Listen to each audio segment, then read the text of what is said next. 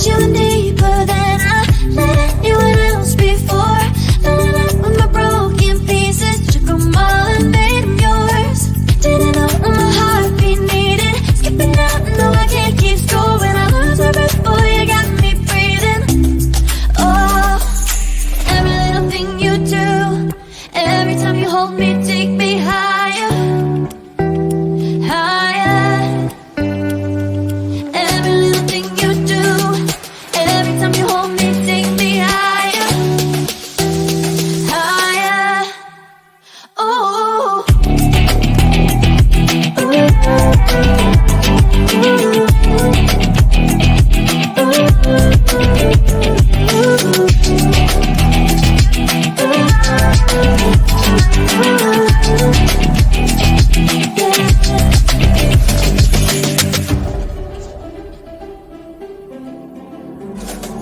magic. No, I'm never letting go. Now that I have it with you. When you kiss me, it's like the stars fall out the sky onto my heart to cover up what I don't wanna show. I let you in deeper than I let anyone else before. Filling up with my broken pieces, took them all and made them yours. Didn't know what my heartbeat needed, skipping out, no I can't keep score. When I lose my breath, boy, you got me breathing.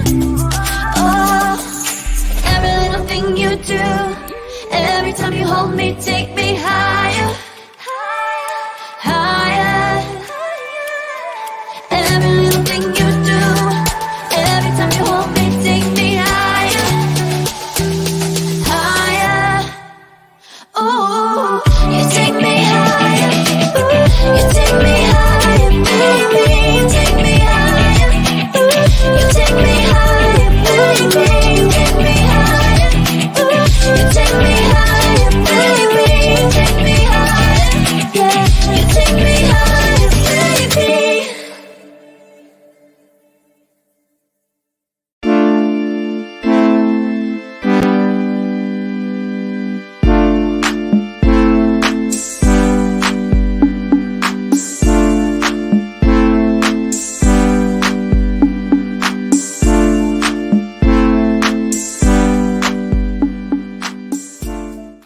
Welcome to Radical Truth to Power, the progressive news show with Leslie Esri. I am your host, Marlon Clyburn, along with Tracy Carson, Theus Robinson, and Anna Hart. Today's show, we're just going to be looking at a whole bunch of videos, analyzing it, discussing it, yelling at each other that we're wrong, yelling at each other that I'm right. We're just going to have that type of show. Why? Because it's the last show of the month for me, for us. So we also have the ability to make literally any subject political. So we're not going to miss a beat. Before we get started, hello everybody. Hello Tracy. How's everything going tonight? Everything is everything.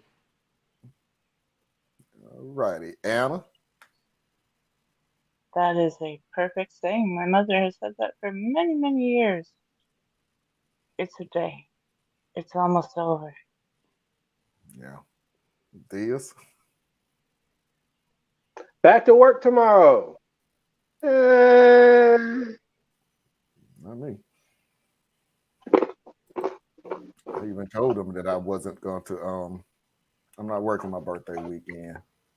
I don't get anything out of doing that. Please hit that like button and share it. Sharing is caring. Subscribe if you haven't already. If you're catching up after the live show, please leave a comment. We love the conversation. We really do. And hope that you enjoy. Extra appreciation for supporting us all on Patreon. And Tracy brought this to my attention because I didn't even freaking know. We are 3 subscribers away from 100. We are 3 subscribers away from our very first 100. So get in there, folks. Get in there. We are working hard. Hey, Marlon, Tracy, Anna, and Theus. Hey, Hello. So without further ado, because I got like loads of these videos, let's get this party started.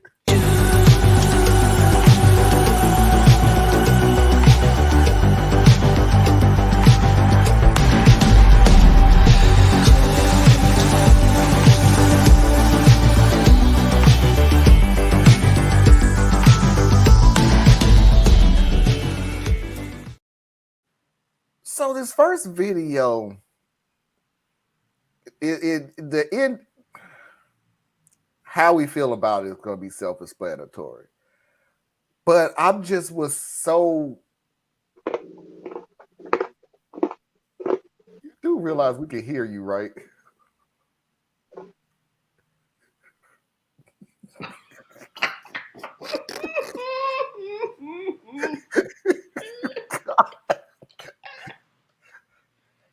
Oh God! See, this is why you eat food that floats. It's softer. The answer that we gonna give at the end is pretty much gonna be the same. But I'm just dumbfounded by people who have the guts to do this, especially to their own spouse. But let me explain. In 2019, I could no longer work because of my physical disabilities. No company wanted to hire me for the past couple of years, and my husband said that it's better I just stay home and not worry about working. I agreed, and he's become the breadwinner. Then, it's like a switch that flipped, because chores were 50-50, but after I lost my job, they became 100% on me. Keep in mind my physical disabilities I developed. His excuse for not doing anything to help is that I stay at home 24/7. I told him that's not fair, especially since I suffered from physical discomfort. He made a deal with me and promised that everything will be 50-50 once I start working again. I told him I would find a job, and he laughed and said, "Good luck." I remember this vividly because of the strange laugh that I never heard him laugh before. I started looking for a job again for months, but had no luck till my friend's husband found me a potential job at a company that would have me work from home due to physical strains. I was so excited and felt like I'm capable again despite the struggle. They scheduled an interview with me, and when I told my husband, he looked red in the face but said nothing. 2 days ago, I found out that my job interview was canceled. I found out when my friend reached out to ask why I did that, but I said I had no idea. I checked my email and found nothing because I didn't send anything to the company. My husband came home and admitted to canceling the interview. I asked why, and he said that, "This job has lots of requirements, and you don't seem fit to be accepted there. So to spare you the heartache of being rejected, I just canceled the interview." I flipped out on him and told him he destroyed my one and only chance at landing a job. But he said he was just feeling concerned about my well-being. I told him he probably didn't want me to work because he didn't want to split the house chores, and he seemed offended by that. He threw a fit at how unreasonable and selfish I was to even consider a job without speaking to him first. I told him I don't get involved in his work life. He called me horrible for accusing him of bad intention, and then went out to meet his friends, probably to vent, because one of them told me that my husband is looking out for me, but I was being cruel by yelling at him. He has been cold-shouldering me since then, deleted my social media accounts, claiming that they're bad for my mental health because of the negative effect some of these platforms have. Am I the jerk for yelling?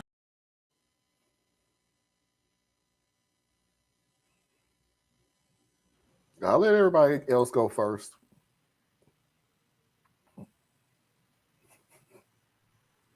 You're still muted, Theus. This is ableism at its finest. Ableism, And other things, yes. just abuse. There's a lot of stuff going on here. He canceled the interview? Yeah, because he likes having control over her. Yeah, get away from Girl, go leave this sucker. Leave him. This is grounds for divorce. Yeah, I know divorce is not always good, but this right here, Hey, Parker. this right here, hey Parker, this right here, Hey, Parker. oh no, you leave this sucker. He gonna start telling you what to wear, what you can eat, what you can't eat. No, leave now. Leave. Tracy, one day you'll say that divorce is not an option, and then as soon as it's the woman that's not in a good position, it's leave that man. If they was doing this, I agree she should leave him, but trust me, I would tell him to leave her. Trust and believe. I've not heard you The in a situation marriage hasn't situation. presented itself in that way. Okay. But anyway, yeah, I agree. This is not a good place for her. He might have started off being a good person, but once that power dynamic shifted, he became abusive. Like, it's just what it is. He He canceled resents the he interview. resents her. I mean, she did what he told her to do, right? Go get a job and we'll go back to how things used to be. And then she goes and has an opportunity to get a job, and he's like, but I don't want you to go through whatever you're going to go through trying to work. So I'd rather you not work. But I'm not happy not working either. Well, that ain't my problem. My problem is I don't want you to go out there and not be happy. It's just mental games. He's selfish. He may not have true negative or mean intent, but it manifests in an abusive way. So It's this was the quickest I ever seen something. Where they always say, if you let them do this, they're gonna do this. It's gonna get worse. It is gonna. This was the quickest worst I ever saw, or get worse that I ever saw. Because you literally went from telling her, "I canceled your job interview," after you pretty much mocked her, and I'm gonna call it mock. Good luck. So that automatically tells me you didn't have any faith that she was going to be able to get another job. Then when she goes and gets an interview, you was determined that she wasn't going to get it. And I guarantee you, the guy never even looked the freaking job up for you to even say, well, they have some things that you may need to do that I think is too much for the... Dude, you probably have no idea what the job was. But the worst was that then you turn around and go, I want you to cancel all your social media. Man. No, he canceled it. He canceled her social media. She didn't, he did. Dude, this is flat out beyond a shadow of a doubt controlling. You canceled the social media because you went on social media and these people couldn't believe the story that you was telling them and probably was saying the same thing Tracy is. You need to get out of this. So you, gotta cancel this, buddy. I don't need no outside perspective because obviously common sense is not going to change my mind. So, nope. Yeah, you're the a-hole, dude. I mean, she's not the a-hole. He is. And it kills me on some of these stories where there's clear signs of abuse. There's clear signs of mental abuse. And your only reasoning for asking, so you say, is I yelled at them. Yeah. You kind of should have. You kind of should still be doing it till you get the job back. At least the interview back. So, yeah. How do you get that interview back? I wouldn't let you come back for an interview. I honestly have no idea. There's nothing that she can do or say, because if she calls and says, well, my husband, that's going to be an employer like problem number one. Yeah, because they don't want to deal with that. They're not going to want to deal with it. You ain't even get through the interview. You think we want to deal with your husband if you actually get the job? No. Mm-mm. And this is like a family friend, you know? Yeah, so it's on her too, because it made her look bad. Like, why would you introduce us to somebody who had no desire to actually go through with the interview? That's a bad mark on your friend. But she cares. Husband absolutely don't care. No, like I said, husband's classic control freak. Yeah, that's girl, terrible. leave him. She's gonna live in mental and emotional anguish for as long as she's with him. And even when I'm telling you now, when it's time to leave him, get ready for the cluster F of gaslighting you have ever heard. Change your phone number, block him. Don't tell him where you're moving. Move in the middle of the night. No, move while he's gone to work. Leave the keys. Just go. Yeah, but when you have mobility or health issues, it's not quite that easy. It's hard to move If you have to switch jobs, because I think the job was saying that she could work from home, so she didn't even have to come in. So yeah, it's not as easy as up and leave. But she does need to find a but way out. but I'm But about to it's say, not going to be but easy. because I'm saying it's not easy, doesn't mean it don't still need to be done. It may take a little longer because of the situation that you're in, but that don't mean you stay in it. Because this ain't gonna get any better. It literally is. It literally is going to get worse because that was a test. That was a test right there that he is capable of doing the stuff that he wants to do to control you. Soon and very soon, it's going to turn around to: do you really have to speak to your mama and daddy every day? Do you really got to have those kinds of friends? I think they're a bad influence on you. You could do so much better than them. Yeah. Why don't you And just have my friends? Blah blah blah blah blah. No, he'll be the type that's jealous. get ready for him to show up broken into the house, standing in your room holding balloons. No. Oh. Yeah, he's doing it yesterday. You talking about yesterday. I'm about to say. No, but I mean, really, this is, how things end up becoming violent. And there's no real remedy for domestic violence, people, especially when you have health or physical issues, because you can't just up and go. That's one. He's the one with the job, so that means that whatever her physical issues are, his insurance is what's providing that care. He don't want to lose that power. And then on top of that, like when you go to the police won't do anything until he actually physically harms you. Right. And then by that time, it's already too late, because the worst they're going to do is put a restraining order on him or tell him he has to leave the home. Well, then he leaves the home and he just terrorizes you from a distance and shuts off the insurance and like all these things. The power still lies in the hand of the abuser. So this person's in a catch-22, and there's really no help. So hopefully she has family she can run to, but I'd be willing to bet she feels completely isolated. And that's how he wants it. Yep, he's probably isolated her from everybody. Now, I'm surprised she had a friend. I got to ask this question, though. And I'm not saying that this in all situations, but could there have already been signs of this, even a tidbit of signs of this before marriage?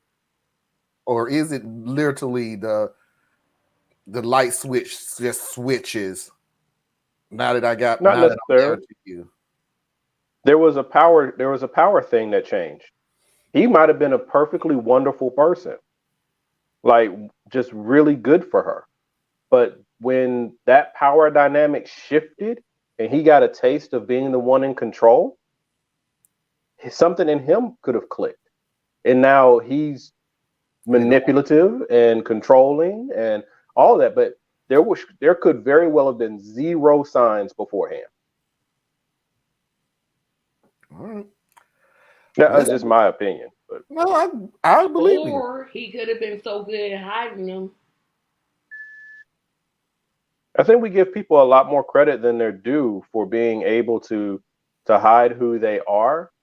Now you're right, Tracy. There are people who are like sociopaths, and they literally can hide in plain sight. Hide it. You like, where did that come from? And it was like that. But more often than not, I think people are just people, and as life throws curves and everything, whatever's happening in your life is complicated, right? Well, whatever is happening in the other person's life is complicated too. And we don't see all the variables that are hitting each other at any given time. So he could be reacting to his own set of stimuli. And now it starts to manifest where he can lash out because there's a power deficit here.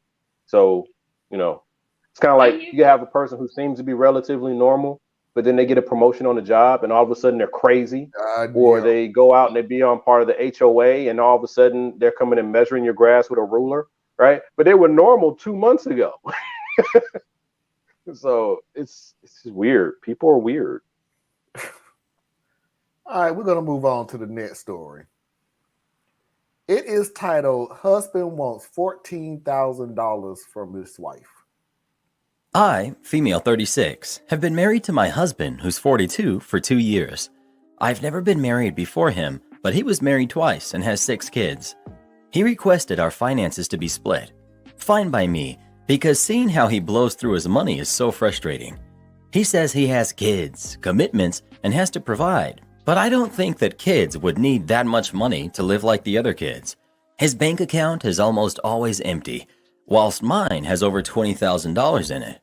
We take turns paying for daily expenses and stuff. Lately, he's been struggling with money. He borrowed from a number of people, including my own brother, about $4,000 from him just a week ago. He just seemed desperate for money. I asked what the deal was, and he said that he needed the money for the kids, which seemed fishy since kids don't really need that much money for their expenses. The eldest is 16. He came and asked to borrow $14,000 from me, pull it from my account and into his. I tried asking him what he needed the money for, but he said it was none of my business, then insisted that he'll return it ASAP. I said okay, but under the condition that he sign a contract stating he'll return the money in full. He acted all shocked and offended, then went on about how I don't trust him and his word. I told him that's all I got, and this was my one and only condition. He kept ranting about how I'm refusing to help and making the situation more difficult for him instead of cooperating. I insisted on a contract to be signed before he even pulls a penny, and this morning, when I told him this one more time, he blew up and said that we're family and that I should be ashamed for involving courts and lawyers between family.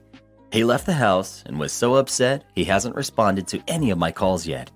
Am I the jerk for standing my ground with this condition? Update. So we talked after he got home, and when I tried pressing him to tell me what he needs the money for, he gave me the same attitude and said, I don't have to worry about it. I still stood by the condition I made, and he called me useless, then stormed off to spend the night with or at God knows who. Oh, let that trifling man go. I get the most entertainment out of the facial expressions of Anna. And I knew the statement that was said that was going to rile her up. And the statement of, I need $14,000. Why do you need $14,000? It's none of your business. None of your business, huh? Yeah, it actually is. It actually is my business now. It literally is all my business. Completely my business. All of $14,000 worth of business.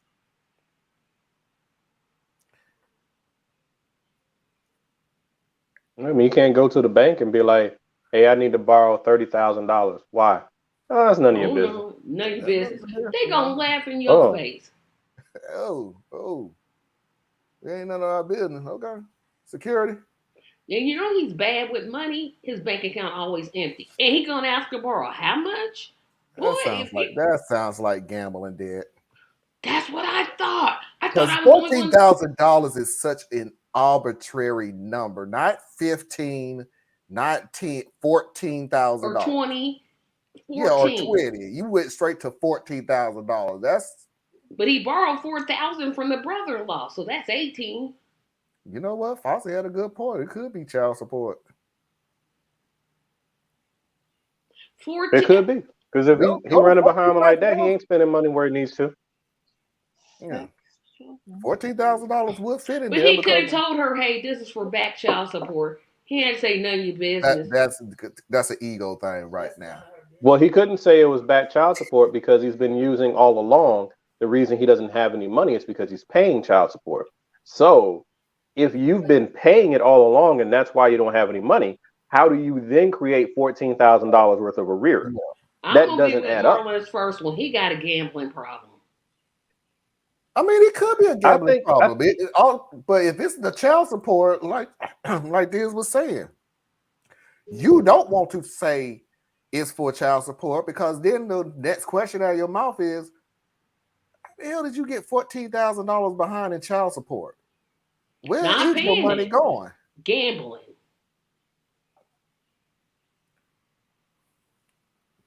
Be honest with you, probably a little could be A both. and B. It could be A and B. The But $4,000 could have been hey, gambling. The Marlon. $14,000 Hey, could be Marlon. child support, and vice versa. Hey, Marlon, can I borrow $20,000 for what? None of your business. What? And by the way, lady, I'm sorry. You wanted to sign a contract and everything else. You can sign a contract all you want to. This dude had there was nothing in him that's going to say he was going to pay you back whether you had a contract or not. That wasn't her reason for doing the contract. Nope. What was the contract for? Because the reality of it is, once you give money to your spouse, I don't give a damn what you wrote down. You ain't getting that back. So that what I mean. That was like. So what was her reason for writing the contract? Her reason was basically just to kind of hold him accountable on some level, right? Because he's already showing that he may be in trouble and he's not sharing with her what the trouble is. But I need you to know this isn't just me giving you some money. This is you're making a commitment back to me that you're actually going to give me this money back, right? May not be worth the paper it's written on, but the point is I'm making you sign it. It's kind of like you do with your children, right? Which is where it could be insulting to him, right? Because this is what you do with your children.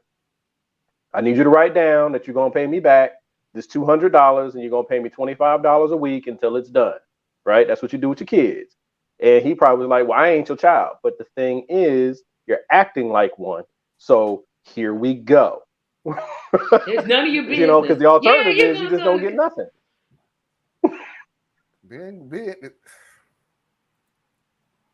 Now, you can't give me the conditions when you're trying to get my money. I'm good for it. No, you're not good for it. You ain't got no money in your account. You not good for it. I can't get over that. It's not your business. You should trust me. I don't trust you. Oh, and that's the funny thing, is because then I have questions. Trust you on what? What am I trusting you on? That you no, that's what I'm saying. Back? He was saying you pay my brother back for $4,000 last week. So, I'm saying you should trust my word, but I'm like, your word has come back void on a couple of people so far. Thank you. So what makes me different, right? Because if it was a matter of you would never not pay me back, then I would have been the first person you came to. But I'm not the first person. I'm the second, third, or fourth person. So if you haven't paid all the people ahead of me back, why would you pay me back now? Like this isn't how that math works, right? If you had come to me first, then you might have been to play that card. Hey, baby, I need this. I got to do something. Don't ask me why right now. It's really serious. I promise I'll tell you in time. But right now, I just need it. And if you were the first person that he came to, then maybe you would have been like, this doesn't feel right. I wish you would tell me what is going on. But I'm going to trust you this time. Just make sure you give me the money back because we really need to have this money. And then he would have screwed you over, but you would have been first in line. Yeah, you just would have been first in line. He ain't paying nobody. He's hiding something. He is hiding literally, I something. can give him the one benefit of a doubt that he does pay everybody back, and that was what the money was for. But you don't. But that's not paying people back. But you don't borrow money to pay people that you borrow money from. He was going to pay. He could have took the $14,000 and paid all those other people back. But that was it. That wasn't. We're still stuck on the. Yeah, thank you for paying my debt off. Well, can I get my $14? Can I get my money back? Can I get my $14,000? It's gonna take me some time to put that together, baby. Yeah. It's going. Yeah, I got to borrow it from 7 more idiots. I paid your brother back. With my money. With the money that you I paid my brother back. Yeah. Hey, bro. The only thing you can say you paid my brother back is you physically gave him the money, but you didn't pay my brother back. Not to change up the situation though, but what if she was dumb enough, thank goodness she wasn't, to have a joint account? Oh my goodness, that money would have been gone. And this was so funny, but whose idea? But would it have been dumb? Guess whose idea was? It was his idea. So yeah. But I'm just thinking, thank goodness she didn't have a joint account. If they had a joint account, that money would have been gone. He already would have bled that money out. Yeah. All that $20,000 would have been gone. Yeah, it never would have been there. And I don't know That money if had he been gone knew, 6 months after they got married. and I don't know if he knew how much the woman had. I don't know. She never said it is that he does or not. But let's take this one step further for the fact that let's say he did know that she has $20,000. Do you ask for over half of her money? That's 80%. No, 60 That's how women. spenders are. You gotta understand, people who have bad financial behaviors and are spenders, they always think that they're just one big break away from making it all work out, even though they're always wrong. This is how you end up with people who got bad personal credit and then turn around and use their kids to keep the lights on. So now when the kid turned 18, he got bad credit too, right? I'm like, if you couldn't manage your credit, you sure enough can't manage somebody else's credit. Oh, But in their mind, now I know what to do and I'll do it better. And blah, blah, blah. And they rationalize and lie to themselves and end up just tearing everybody else up. Happens all the time. Theus, you just put my whole childhood on blast. Like, I'm like, you didn't have to go to that card. Do it all the time. It's a lot of people's card, There's a unfortunately. lot of there's a lot of people's You cards. 21, you move out, you have a cable bill in your name. 1983, I was 9. How am I going to have a bill in my name? I'm 9. Yep. You didn't have to go to that You done had a card. lot of people, Tracy, who, and I know for a fact, again, grew up in the hood. The kids knew it, and they will be proud of it. The electric bill is in my name, and the cable bill is in my sister's name, and the gas bill is in my brother's name. Don't do that to y'all kids. Don't do that to your Now, kids. I'm gonna speak on this on a couple of levels. I used to work in the bank and I would see on occasion when those young people would come in to get their first checking account and they can't have one because they already owe the bank money and they're 17 years old. Right? So yeah, parents, don't do that. Now, to qualify my statement, it does not make it right, and I still say don't do it. But it's really hard for me to go too rough at people who are in survival mode. That's true So too. if you are working 2 jobs, you barely making ends meet, because you're working 2 jobs, neither one of them got you working enough hours that you get benefits. If you do have benefits, you can't afford to use them. It's real expensive being poor. Like that's the bottom line. Being poor is super expensive. So you end up doing things that you shouldn't do, but you got bad option and worse option. Like those are your choices, you know? Me on a daily basis, I have good option, better option. But some people are in a world where they got bad option, worse option. And it's not hard to imagine how you could find yourself where, all right, I shouldn't put it in my kid's name, but I kind of want my kid to have hot water.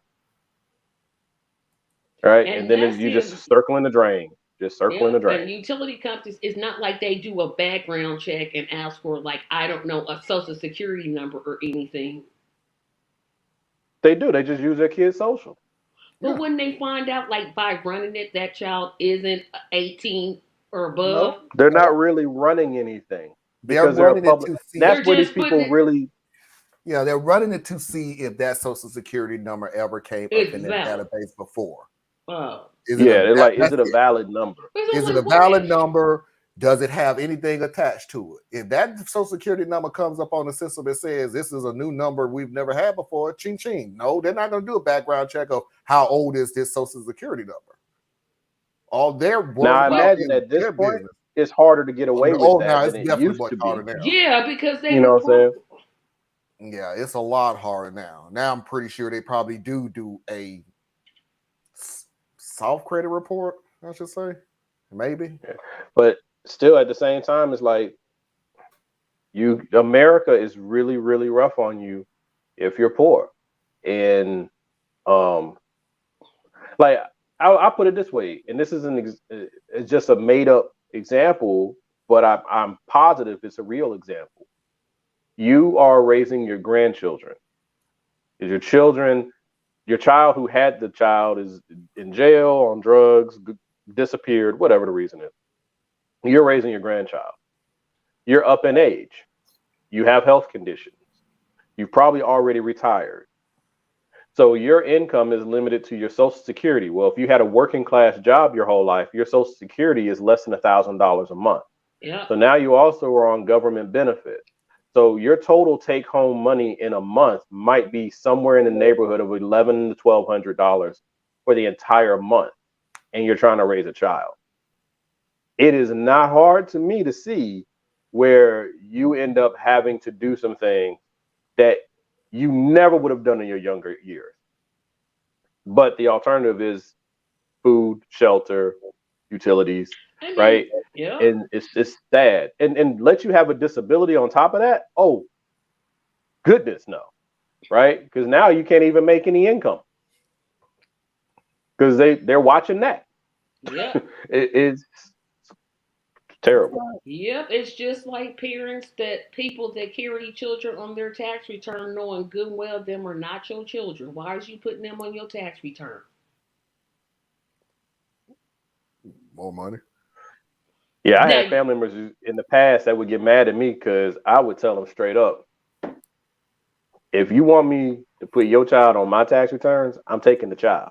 thank you. I ain't playing that game with That's you. Give me the exactly kid. it. Give me I'll the raise the kid. child. When you're ready to have the child back, let me know. I'll give him back. Right? I'm not taking your child from you. But what I'm not gonna do is pretend like I've been taking care of this little kid all year just to take half of a what do you call that thing? A credit? Earned income tax Yeah, credit. Right? it's So $1,500. I get an And you're extra, supposed to get 500. yeah, I get an extra $500 to $1,000 because you got one too many kids to claim on your taxes. But then I get audited. Yeah, I'm like, you're not putting me in jail. Give Now me the child. Let me take care of the I'm child. out thousands of dollars. No, Because the we're not IRS, doing they that. will come and get you. Ask And they like to come anybody. get broke folk. Oh yeah, They The sure broke folks do. it's can't afford a easier. lawyer. Do Yep. you not have to show identification for the child when you sign up for a bank account or a cable bill? I Not can't you speak didn't. on You the. didn't used to. I can't speak on the bank account. I let Theas take care of that. The cable bill, no, because Nope. You you sure got to don't. realize that Parker, in those days we was calling in. And you We was still doing calling all in. of this stuff over the phone. You call in, you give the information, you give the fake social security number. The next thing you know, they come in and setting up your cable. That was it. Yeah. And for bank accounts, no, you can't open a checking account without something. But what they would do is you can open a savings account for a minor, right? There's no real documentation needed other than a birth certificate and maybe a social security card. Kid ain't even got to be there. So the parent will open the savings account and then use that to help funnel money around, right? A huge part of the American population, this knows no color, this is all about economic status, is what they call unbankable. These are people who either they don't make enough money to be able to sustain a checking account, or they live so close to the wire that they've already done bad on a couple of checking accounts. These people can't get in the bank account. So now the only way to get their money is to go to like check cashing places, payroll advance places, things like that. So you're literally paying a poor tax because you can't afford to be in a traditional bank account. It is horrible, horrible. And on Parker's last comment, Paris is still burning. It sure is. They burned that place down. Yeah, I'm not even, I don't care. Moving on to the next Look, video. it's like Paris is throwing a fit. Now, I'm not saying their grievances aren't whatever, but they're mad because they're talking about raising the retirement age from 65 to 67 or something 62 to thereabouts. 64, I think. Okay, so they're back there. Oh, come on now. But the fact is they are heavily taxed already, but they're heavily taxed because they have a very strong social safety net. So they want the benefits of this safety net, but they want it to remain static. And the problem is that's not reality. And we deal with that here. People want all the benefits, but they don't want to pay any of the cost.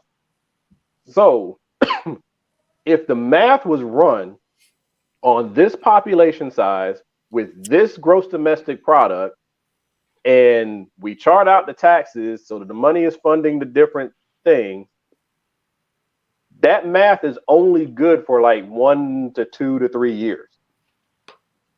That math gets out of whack really, really fast. And America is about to run into this as well. What makes it so bad here in America is we don't have any good faith actors. Both parties are just directly just lying and manipulating the American public. Social Security, that should be completely revamped. It really should be, because it was built off of the baby boom, where you had more people who would be coming into the workforce than you had retiring out of the workforce. We are now in an inverse situation where more people are retiring out than are working and putting money in. So the math just doesn't math. But what's happening here in America, because I'm not worried about what they're doing over there, because they ain't worried about what's happening for us. But over here, we're going to run into this. It's gonna right? Come. It's coming. But like the Republicans are just lying, right? Republicans are saying, oh, no, we need to do all this austerity and all this stuff and raise the retirement age, get rid of Social Security because it's going to be insolvent. No. One part of the Social Security funding source is set to become insolvent, but that's because Congress keeps borrowing out of the Social Security fund and has weakened it over time so that it's been aging faster than it was supposed to. That's one. And then two, you want to do all of these things to affect Social Security benefits to working class and lower working class people, but you don't want to do anything to have shared sacrifice by those who are earning at the higher tier. In fact, they're so bold as to say the people who make a lot of money, because you can make a certain amount of money and then you stop having to pay. Once you hit a certain point, you ain't got to pay Social Security tax no more. You pay up to that point and then the rest of it is just yours. They're so bold as to say, well, we need to make sure that it doesn't matter how much money you make, you should still get these benefits. There's a case for that, but the only way you can make that case, in my opinion, is you have to broaden this thing all the way out. And that's where I feel like we were moving towards, what do you call it, Tracy? Minimum income. Universal basic income? Yeah, where I don't care how much money you make. You can make $3 million a year and you can make $30,000 a year. Everybody gets $2,000 a month. But the only way that can work is everybody has to pay their taxes. So you have to fix the tax code, right? So you can cut out all the games that get played. So it's easier to get the money in. And then you can do the universal income. I don't agree with the Democratic side who would say, well, whoa, if you're making $500,000 a year, you don't need the minimum income. Who cares? Give them the money. Give them the money. I don't care. They got a pulse and they're a U.S. citizen. Give them the money. And then let's make this thing happen. Because we got a problem coming. We got a real big problem coming. And he just went serious, and this was supposed to be the light day. I'm sorry. That was light. All right, let's move on to the next video. Disrespectful sister. So I, female 23, am a full-time college student. Right now, I'm living with my sister, Claire, and her husband, Thomas, while I get through my current semester. I don't work, so I don't have everything I need for my daily skin and hair routine, so I borrow stuff from Claire. Claire didn't have an issue in the beginning, but then started complaining about me randomly walking into her room, but I go in there looking for the stuff that I asked for. She gave me a hard time just because I walked in on Thomas getting dressed to get the eyeshadow I borrowed from her. And then that other time when I walked in late at night, she told me I needed to get her permission to enter the room before I take anything, but I figured this would make things complicated. It's already difficult enough that I have to ask to borrow an item. So last night around 10 p.m., I went upstairs and into her room to grab the hairdryer. I walked in and whoops, I saw them doing the do. I had no idea that's what they were doing in there, especially since Claire told me that Thomas had been feeling sick the past 2 days. She lashed out at me, yelling that I get out. I quickly grabbed the hairdryer, then walked out and shut the door. Had to have that hairdryer, didn't you?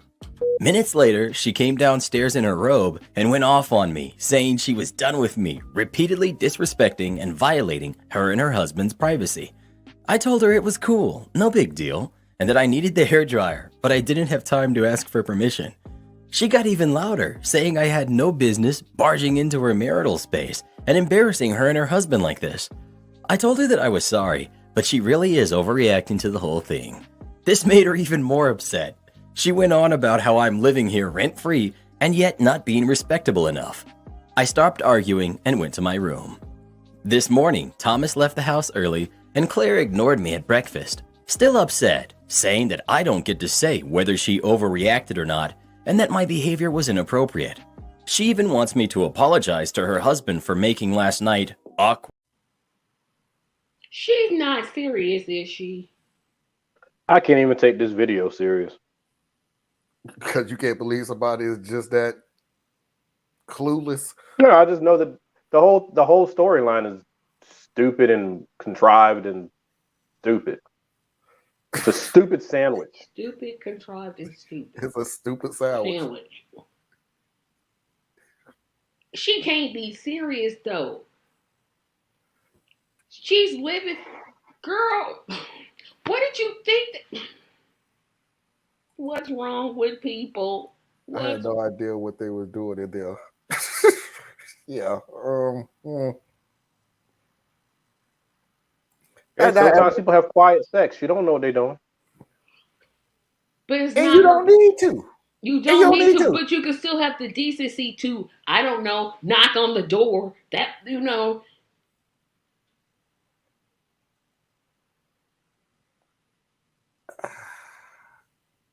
I get it. I really do. Anybody consider the fact that maybe she might need to get something and then she'll come in there and have to see something so grotesque? I mean, that was very rude of them. Yeah, how dare they spend time together as a couple? It's their fault. I still like the part. I agree. There you go, Tracy. See, we're on the same page. That's why she went on and just continued to grab the hairdryer and got out of there. Then got the He was already there. He was already there. She still went and got her hair dry, even after she realized what was going on. She did not immediately leave. She still went and got the hair dryer. Girl, use a towel. I can't believe that she's that deaf and blind. She has no respect for her sister's privacy or her things. That's the rock bottom least she could do. She definitely didn't have any respect for one of their things. Oh, boy. You know what? Mom doesn't do that papine thing anymore after jokes. Do I still have that thing? Yeah, I do. I do still have that thing. I rarely use it. I also rarely uses this.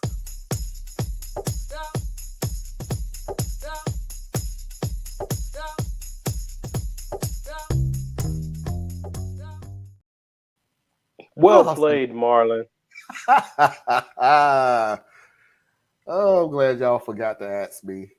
Now, here's the deal. This guy that I listen to now, I really enjoy his stuff because he actually reads the Reddit stories, but he also reads the Reddit replies to the story. I just want to play this one reply to this same story. And the person literally started off by saying, no, the sister is not the a-hole. Not the jerk. People really do overreact about you have to knock first. If you're talking to your kid, okay, but you don't talk that way to a grown adult. We aren't students in school who need permission to go to the bathroom, and these idiots should have had their door locked, so that's on them. I have a sister who also was a total drama queen with this kind of stuff. Long story short, after years of her overreacting to things I did, I finally gave her something to overreact about, which resulted in her divorcing her husband. Then he tried to get with me, but I wasn't interested. Told him our fling was just a way I could get back at my sister for everything she had put me through. I don't know if Thomas is hot or not, but you might want to consider this, as I guarantee your sister would be getting a taste of her own medicine. One thing I found in my 26 years of life is there's no better way to get revenge on a bad woman than to hook up with her hubby. I know that makes me sound like a total jerk, but after everything I've been through, I think I deserve to be a jerk sometimes. People like that, I just wish bad things for. Yeah, what the bleep is wrong with her? Because those are the people who think that they're always the victim in every story that could ever be. She slept with the sister's husband. What? Because her sister wasn't being nice to her. And that was her revenge. That was the revenge. That's how people are. There are people who are just they're that dark. When you gone your whole life literally feeling like you don't do wrong, no matter how many people have told you that you're wrong, no matter how many people that you respect or don't respect or whatever, all telling you wrong, you will still keep doing it until you get the one person that says you was right. And you'll put that right person up on the pedestal and you'll continue doing all the wrong that you've been doing. And then it gets a little worse, Tracy, because after a while, just like her, she don't care if she did wrong. Yeah, I did wrong. But this will show you not to mess with me. That's like the people that you see on social media that like to brag about being with somebody else's man. You have people who literally sit there and say, I only date married men or I only date married women. I don't want to date single.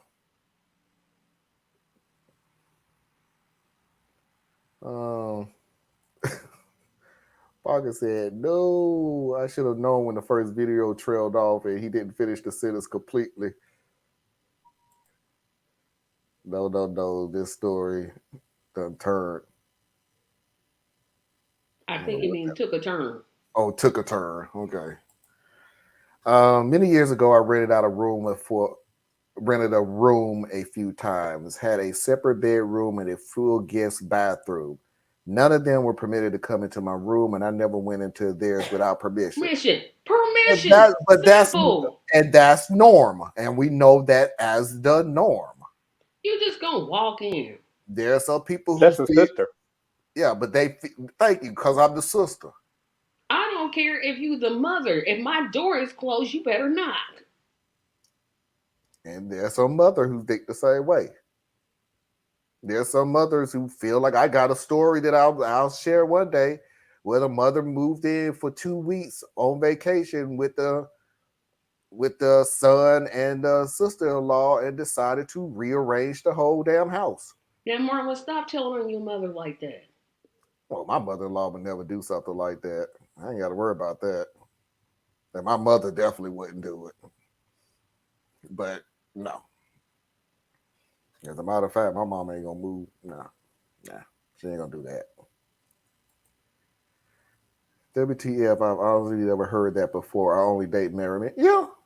Yes. You got to be a low down piece of crap. There are men and women who flat out say I only date married men / married women.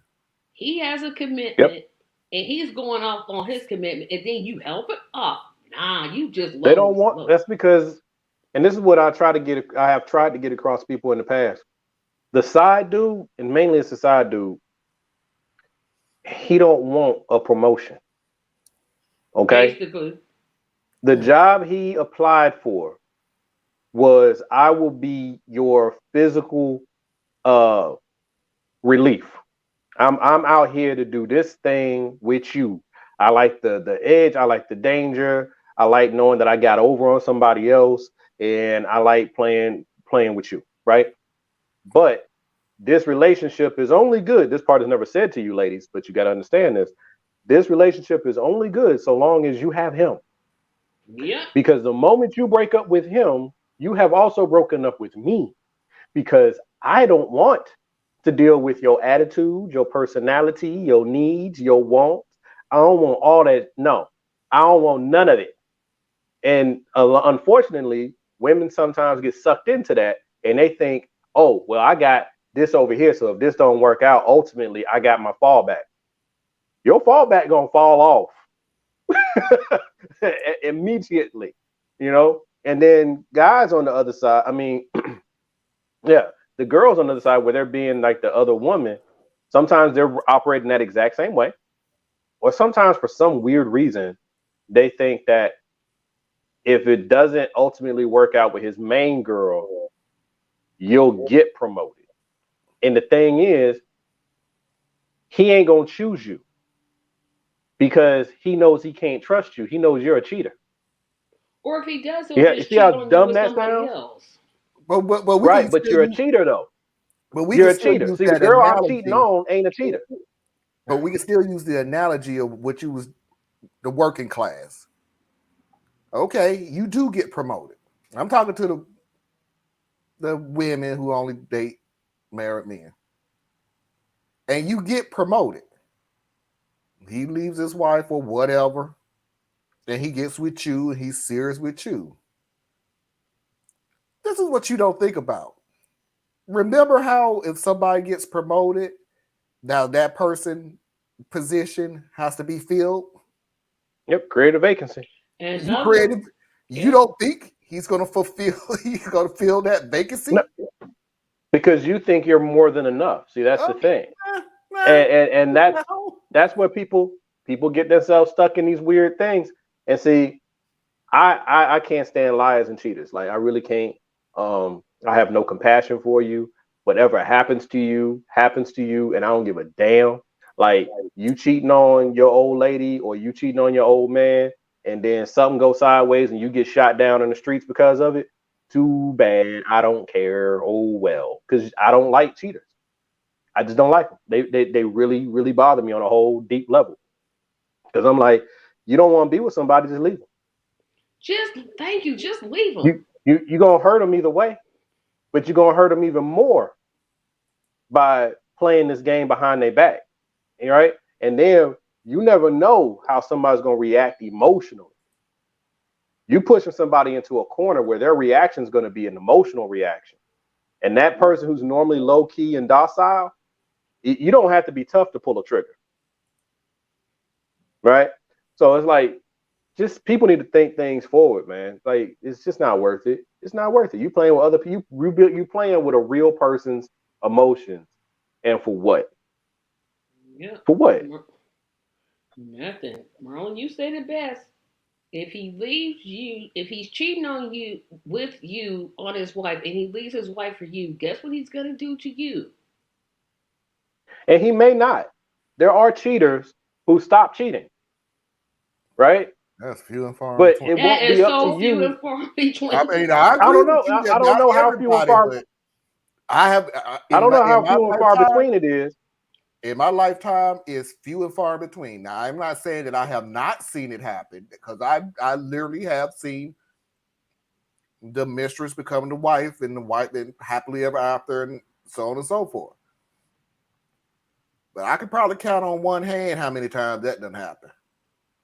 No, I agree. Because the problem that you find with a cheater is that's their coping mechanism. That's their process. So when they could be fully engaged with you, have zero interest in cheating. They done hung up their player cap, all that stuff, right? But when that relationship goes through that really dark cycle, because every relationship is cyclical, you're gonna have ups and you're gonna have downs. Well, if you hit a bad enough down, that person's way of dealing with a down is to find another person. So that's the why I don't like cheaters, because I don't believe that a person really ever stops being a cheater. But I've heard that it's the case, and I've seen it. I've seen guys who used to run the streets and everything that had a hole, they wanted to play in it and all of that. And then they find that one and they're in love and they would never do nothing and they are 100% 10 toes down for their partner. I've seen it, but I always wonder if the right or wrong circumstances came about, that behavior is still there. Well, that is our first hour of the show. If you're new to the show, our first hour, we stay on subject, which we never really actually stay on subject, but we will always take a 3-minute break to reboot and refresh. So the first hour is over. We'll run it into the second hour with Am I the A-hole? The returning real or not, and of course, Foxy's videos of the week. Stay tuned.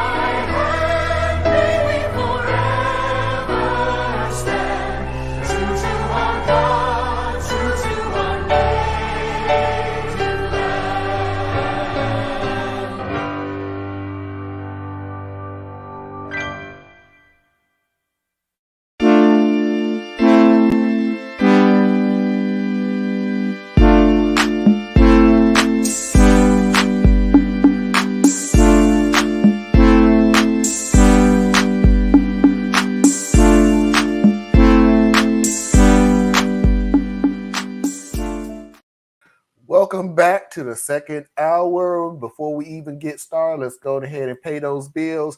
Please do not forget to go to patreon.com/a better Tracy media page. Help support Tracy at all of her endeavors. Please do not forget to go to patreon.com/complex mind. Help support Theas at all of his endeavors. Please do not forget to go to patreon.com/radical truth to power, exactly where it's spelled, capital R, capital T, capital T, capital P.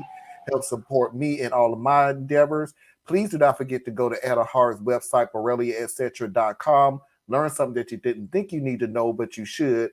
And as always, if you want to drop me a line or a Mafia video of the week, you can do that at radtp@outlook.com. That's RADTP@outlook.com.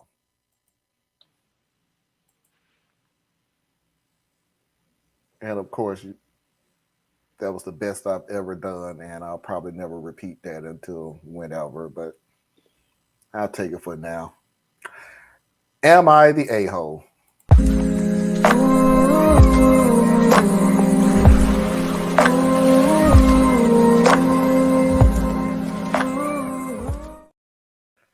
And I'll be totally honest with you when it comes to this video.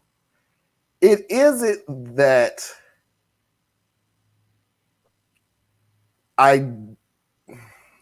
me and Foxy, this is one of the videos that we have a disagreement on, but we have a disagreement on a very small portion of the video. And it's basically, and I'll even give you the heads up so you can think about it while the video is going on. It isn't about what was said. It was more or less when it was said. Am I the jerk for telling my retired military father what I said? I'm 32, male, and my family is what I would consider generational military. We have ancestors that fought in World War I and beyond. I grew up being moved from place to place, going long stretches without seeing my father, and I hated it. Anytime I'd say I missed my dad or I wished I could see him more, I was quickly told to be quiet and be proud of my dad for being a hero. I once was upset we had to move because I was finally making friends and was told to not be selfish. I'm one of 4 kids. My brother and sisters all enlisted at 18. I chose not to, and while I'm not the only person in my extended family to do so, I knew it was disappointing. Originally, I chose not to enlist just because I didn't want to be in the military. However, over time, after learning more about it, I find the concept just wrong. I've never told my family this. I went to college, got my dream job, and eventually married my wife. We have 2 beautiful daughters. Because of our own upbringing, I do my best to be at every recital, school concert, soccer game, etc. I help my eldest with her homework, have special days with each of them separately, and then as family. Recently, I had the opportunity for a promotion that would require traveling 2 weeks out of the month. My wife and I briefly considered it before deciding that it just wasn't worth it in the long run. We do good financially, and the extra money wouldn't be worth her raising our kids alone half the month and me missing out on so much. The promotion came up during a family party. My father is now retired and he was there. When he heard me mention it, he asked why I would want to pass it up. I said I don't want to miss out on my girls' childhoods and have them feel like I abandoned them. My dad's chest puffed out and he said I was attacking him. I was confused and he said I had never been quiet about being unhappy as a military kid. He went on a rant about him not being an absent dad. I was an ungrateful brat, not patriotic, telling me to move to Canada if I didn't like it here. I said I don't want to do that. I just hated growing up without a physically present father. He said he was fighting for our country. I said that was a choice, and I'm allowed to not agree with it. My wife, kids, and I left shortly after. My wife agrees with my point, but said I was a jerk for wording my reasons for not taking the promotion like I did. Am I the jerk? Yeah, you're an asshole.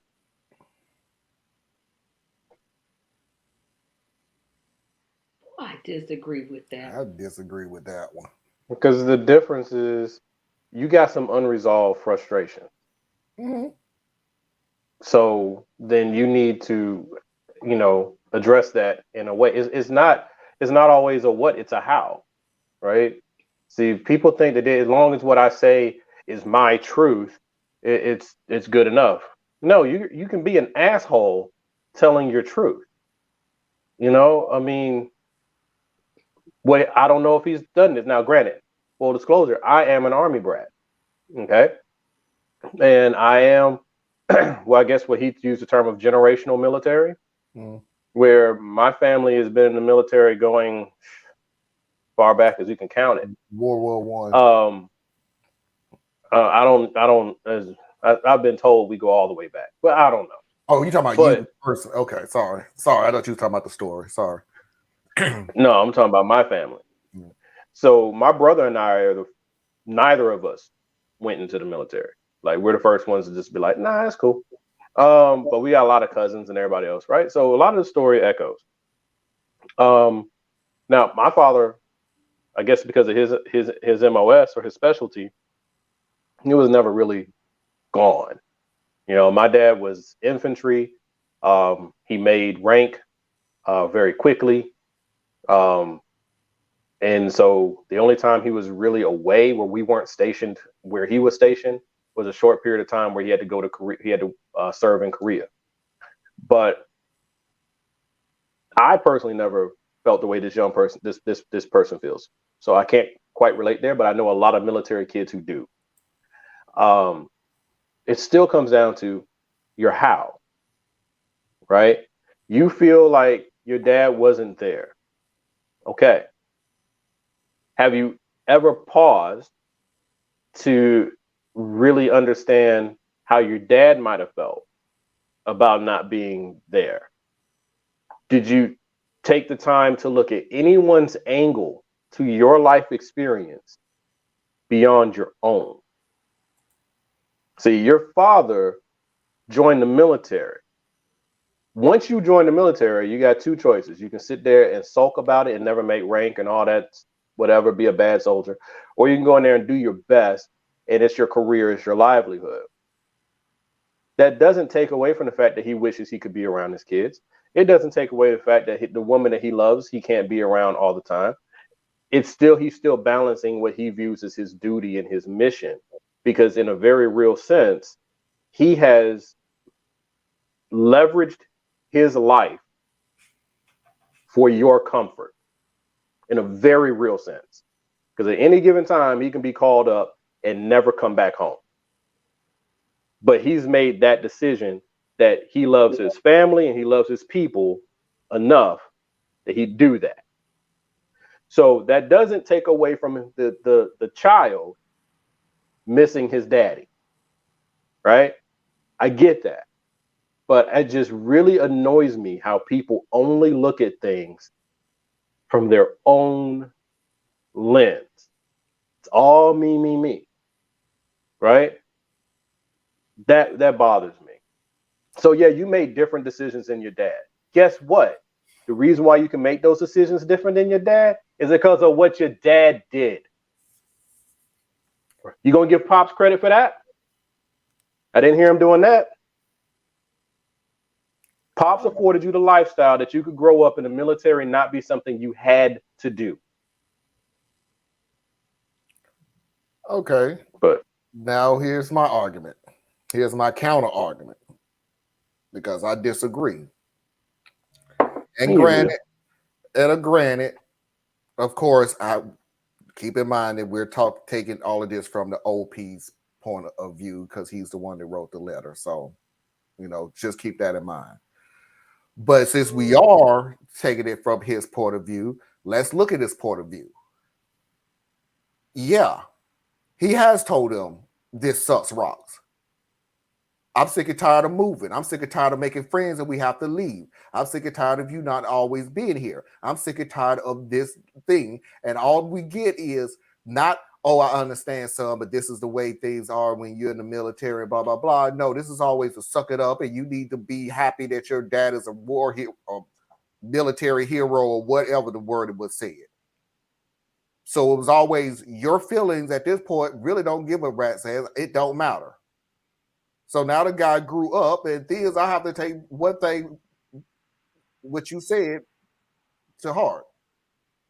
The only thing I think this guy ever really got out of it is I know how it felt to have a absentee father, and I refuse to do the same thing to my kids. That was the one thing that he got from his father. Because being in the military and taking care of your family is the equivalent of you working in a corporate operation and taking care of your family. Don't make a difference because you in the military. You did what you were supposed to do. Great. I get it. Wonderful. Fantastic. Now, the other part that got me is the response of the father. And that was the part that I knew was going to be some BS. Because you could have said, dude, I'm sorry that I missed out on your life. I'm sorry that you feel this way. I really do. No, this dude went all the way from, and he did say in his rant back to his son, you have been saying this since you was little. Oh, so you did know this was effed up to him. Yeah, he He knew. known this for a long time. But the other What's thing he supposed to is, do about if it? you went, I don't know where the hell you went with, you unpatriotic, and you need to move to Canada simply because he's mad at you. Do you think every war that we ever fought, they just sent your little ass in there and said, fight? Up, we won. You wasn't the only military person fighting, dude. Your son don't like you. That ain't got nothing to do with your ego got it so much as he don't like you. He don't like America. And if he don't like America, he can leave. Well, that's the ego thing. Where that was going from, where you was going with That's that. the ego thing. And not only was it ego thing, but it was a dead giveaway that this is a conservative family. Oh, Dead yeah. giveaway. Oh. Yeah, that was Right. Oh, That part of go live somewhere else. Yeah. If The you only don't like conservatives say that crap. Yeah. If you don't like But- it here, you could go somewhere else. Yeah. Right. But let me finish real quick. Go ahead. So my point was, and the funny thing about it is, you're right back on the Fox train because that's exactly the way Foxy thought. That he could have pulled him to the side and said, look, we'll discuss this later. And we'll talk about it.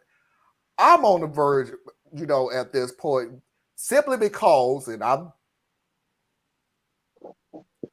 don't know what the word to say it is, but I have a strange feeling that him saying, hey, let's talk about this later, with response to how the father was acting afterwards, meaning, no, we're going to talk about it now. What do you got to say? No, I need to know now. Good. See, I have a feeling this dude was going to push the subject till he got an answer. He might. And I think that's where you and I differ a lot. You and I differ a lot on that point right there. You assume you know what the next response is going to be, and you act on that assumption. I'm saying what you're saying may very well be what comes next. But why don't you feel that the other person has the right to at least make that call and then react to it? Right? Like, if the dad, because what I gather from part of the story is the dad is your traditional military guy, right? Gung ho, raw, Yeah. Give orders, take orders, accomplish the mission. That's what we do. And things suck, and along the way, it ain't gonna go your way, but you still got to get it done. And personally, there's a lot of that in me. I do believe in that to a certain extent. But then I also have a softer side because my girls taught me how not to live in black and white and to see all these rainbow colors in between. But it's still, there is a lane for that. And what I gather from this person's thing is dad was not the instigator in this situation. What this is you and your dad have unresolved issues. You feel like you didn't have enough voice and choice as a child. I would say you probably didn't. As a military child, I can almost guarantee you didn't, because the orders come through the chain of command, right? They tell your dad where he needs to go. Then the family gets up and they move, right? It ain't even like your dad is making the decision on all the places he's going to be going. And then oftentimes, let's say he joined the military and he was 18. So as a child, he joined the military. So that's around the time most people join the military. somewhere between 18 and 22. So as a child, you joined the military. You chose a discipline as a child, effectively. Based on that discipline, or as Marlon would call it, the MOS, based on that discipline, you might have rapid deployments. You might never get deployed. You might move every 3 years. You might move once in 15 years. It all depends on how fast you're trying to make rank, what specialty you went into the military under, and all those things. So, yes, young person, you didn't have a lot of say. I am going to say, suck that part up, because it's not up to you as a child where y'all move, right? That's not a child's place. But as a parent, you should have been working between you and your wife. I'm talking about the dad at this point. You should have been working to make those transitions as easy as possible for your children. That's all I'm But asking. that depends on your toolkit. He could have been doing it the best way he knew how, and the way he was doing it just wasn't the best way. The best But no way one wants to give him credit for trying and getting it wrong. But there's No, really They just no want to say, I am a-holes not in going to this give story. you credit for literally telling your kid to suck it up and be grateful that your dad is in the military and fighting for this country. I'm not going to give if you that credit was your for that. toolkit, that's what you'll say. We sit here all the time and talk Okay. about our childhoods and the imperfect way that our parents raised us. And all of those things are based on the toolkits our parents had. All the ass whoopings, all the cursing out, all the you can't do this, you can't do that, all of that. These were your parents that we all love doing it the best way they knew how. And then we grow up and some of the unresolved shit boils up and we carry some of it forward or we do some things different. But who you know raising kids perfectly? Not anybody I know. But That, this is one of those stories I don't think there's an a-hole at all. Because I think both sides are reasonable in what they feel. I think the son is reasonable in feeling like you weren't there for me. You could have been there. Then the father is reasonable in saying, hey, I was serving the country. Although him telling him to move to Canada, shut up. But there's really no a-hole here. The son had every right to express how he felt. And so did the father. Except for the moving to Canada part. He could have kept that to himself. an I'll toss argument. the Canada part out from just being angry saying something stupid. Yeah. Oh, and the part about him just ranting. I mean, he knew his child. Yeah, you're right. He should have sat down with the wife and said, hey, when he misses me, show him a picture of me or something. Say, hey, he's serving our country. He's a hero. Blah, blah. Whatever military parents tell their children. I don't know. But there's no a-hole in this story, I don't think. And if I was even to meet Diaz in the middle and Tracy in the middle, it was emotional. It was emotions boiled over on both ends. The guy had him. The OP had emotions. It boiled over because it just boiled over, right or wrong. When you have the emotions built in, because I hate when people go, "Yeah, you could have handled it better." Yeah, you could have had to handle it better. But that's playing what's that? Couch quarterback. 2020 Monday hindsight or morning Yeah, whatever. quarterback. 2020 highlight and everything else. Yeah, You already 2020 saw what the hindsight. result of one event was. So of course you could look back on the event and go, you could have did this. Well, okay, got you. But to meet Theus and Tracy in the middle, the OP's emotions boiled over. And he said what he said. The father could have been in the same position. He may have felt this pain for years, abandoning his child, wanting to be there for his child, couldn't be there for his child, never could have been there for his child, hearing about this from his child since day one and everything else, and that could have been his final straw. And I'm with this. That's the point I was making. Let's eliminate the move to Canada thing, because I don't know. He was on a roll with that one. Nobody that's not it's the equivalent. It's the equivalent, right? The son is like, well, I didn't take the job because I don't want to be like you, Dad. And then Dad is like, well, if you don't like it, get the hell out of the country. They're both hyperbolic statements meant to hurt the other person. My problem with the convo was the father immediately dismissed the feelings of his son. The son was not criticizing his father. He was just telling his father how he felt. And he was criticizing his father. He going word for word and statement for statement, he didn't. But father took that little. You and I know daggone well what sneaky diss is. And that could have literally been a sneaky diss. He took a shot. So if you go, so there's two different things. Word for word, no, he did not say absolutely nothing wrong about the father. The father just but you kind of knew that, he was talking about it was a passive aggressive, took a shot. Yeah. And that's what I tell people when they get into stuff with me.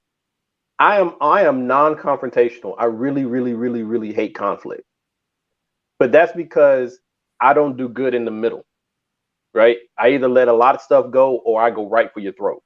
Like, I don't do variations. I'm really, really bad at throttling back my responses.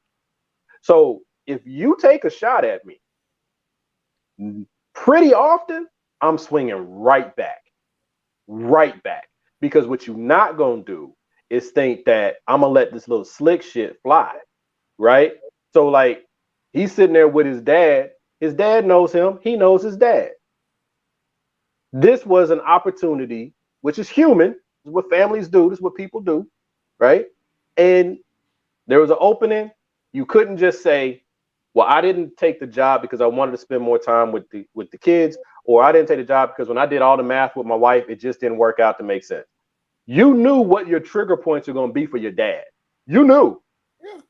He went right. So you worded it in such a way to get that reaction out of him, and then he gave you the reaction. Because in reality, that's what both of you wanted.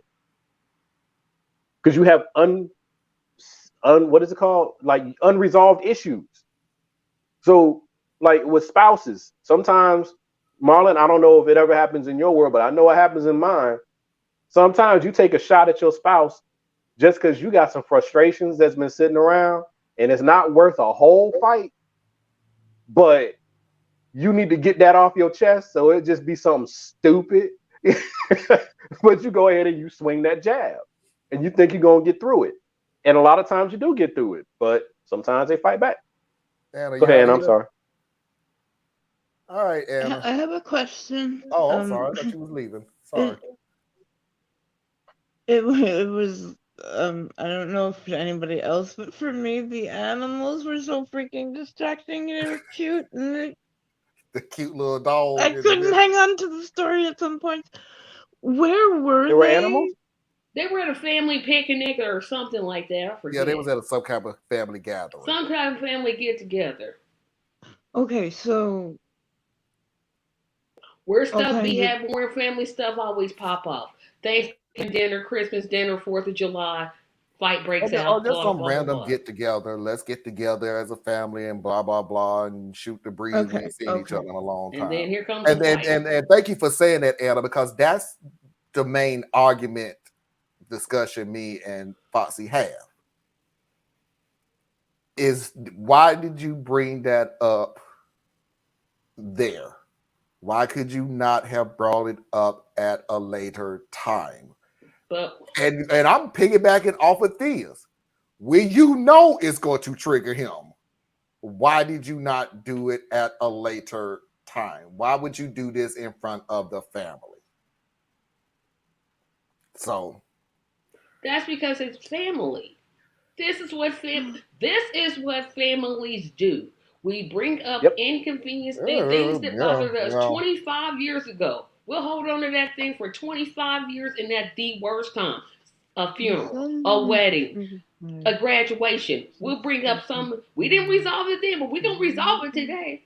People, this is life, and this is what happens when you do not resolve something when it happens. I've learned. Me and Foxy learned the hard way, and Mickey, I will get back to what you were saying, but let me say this real quick. Me and Foxy learned this the hard way to not hold things in anymore. Remember the word anymore, because we used to. And we let it build and let it build and let it build until it spilled over. Then we're spending the next 15, 20, 30 minutes, an hour, a day, the rest of the week fussing and complaining and moaning and groaning about stuff that happened 2, 3, 4 weeks ago, 2, 3, 4 months ago, that neither one of us remember, but the other person does vividly. Remember how they felt. Yeah, because we remember how it felt. Yeah, so yeah, I remember it. And obviously, since you don't remember, you didn't care and everything else. We have made a promise to each other that from this point on, and the word is difficult conversations. We know it's not going to be a conversation. It's not going to be easy. But if there's something that's on your mind that you need to say, damn it, you need to say it. Because it's not going to get better because you said it in your head and you get mad about it. You need to hold those difficult conversations. Because you need to get it all out. Nobody can read your mind. And if they but that's could, easier. that's really squeamy. It is. If they could. Don't say it's easier said than done, because it is. It is that easy. No, I was saying it's easier between partners.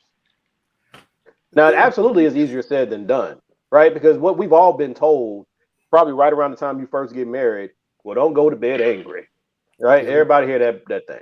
Yeah, we tried that one time. That didn't work. The people who tell you that, 9 times out of 10, the person who told you don't go to bed angry, been married for like 30 years. So they already went through what you about to go through, right? You got to get through those first 10 to 15 years. You got to get through fighting, almost giving up. You got to go through all of that mess. That's part of being with another person. And then what you find is one day. So for some people, it happens at 10 years. For some people, it happens at 15, 20, and 30. Wherever it happens, one day things click and you just stop fighting over certain things, right? Or you know to just say what it is and deal with it. But those are skills, right? You got to go through some things and learn those skills and work through them. And it's easier for partners than it is between a father and his son, at least in my opinion. Because like with me and my dad is my hero. My dad joined the military when he was 17 years old to take care of his wife who was about to have his child. He had every opportunity. He was a football and a basketball phenom coming out of the projects. But because he had a baby coming, he would have been the first one to get to go to college. But he didn't go to college. He went to the military so that he could take care of his family. And in my experience, in my realm, I've never heard him complain. Now, does that mean that he never complained? No. Not to you. Yeah, you didn't hear it. You never heard it. You never heard it. Does that mean, right? Does that mean that he didn't have problems and all these things? I learned all kinds of stuff as I got older, after I was grown, that the things that I didn't have any awareness of when I was a kid growing up underneath them. So that's why when I listened to this person telling his story, I couldn't really ride with him all the way, because he's not factoring in the things that were done to give him what he did have. He's focusing on the things he didn't have. He's focusing on the level of parenting, the what do you call it? Gentle parenting is what they call it nowadays. That was not something that was normal back then. So you trying to judge his parenting skills from, let's say, the 80s to your parenting options in the 2020s. Come on, y'all. You got to give some people a little bit of flexibility. But he has every right to feel the way they both have the right. And I'm saying he doesn't have the right to feel. You feel how you feel, but you need to think about more than just your feelings, because your feelings will play you false. You got to say, here are my feelings. This is what I feel. Here's why I feel it. I feel justified in why I feel it. And then think about the other person that you're so upset about, what might have gone into their math. And then you can come to an intelligent way of expressing your feelings, right? What this dude is doing is he's reacting like a teenager would, but he's already an adult with a family. So he's entitled to how he feels. It comes down to the how is being expressed. And then the father, he's entitled to how he feels. But his how sucks too. Right? But we also have to keep in mind something that just a tad bit of a heartstring puller. It ain't like the son was asking. It's not like the son was asking for nothing else other than his father. He wasn't asking for extra income. He wasn't asking for extra loving. I wish I had more food. I wish we did everything.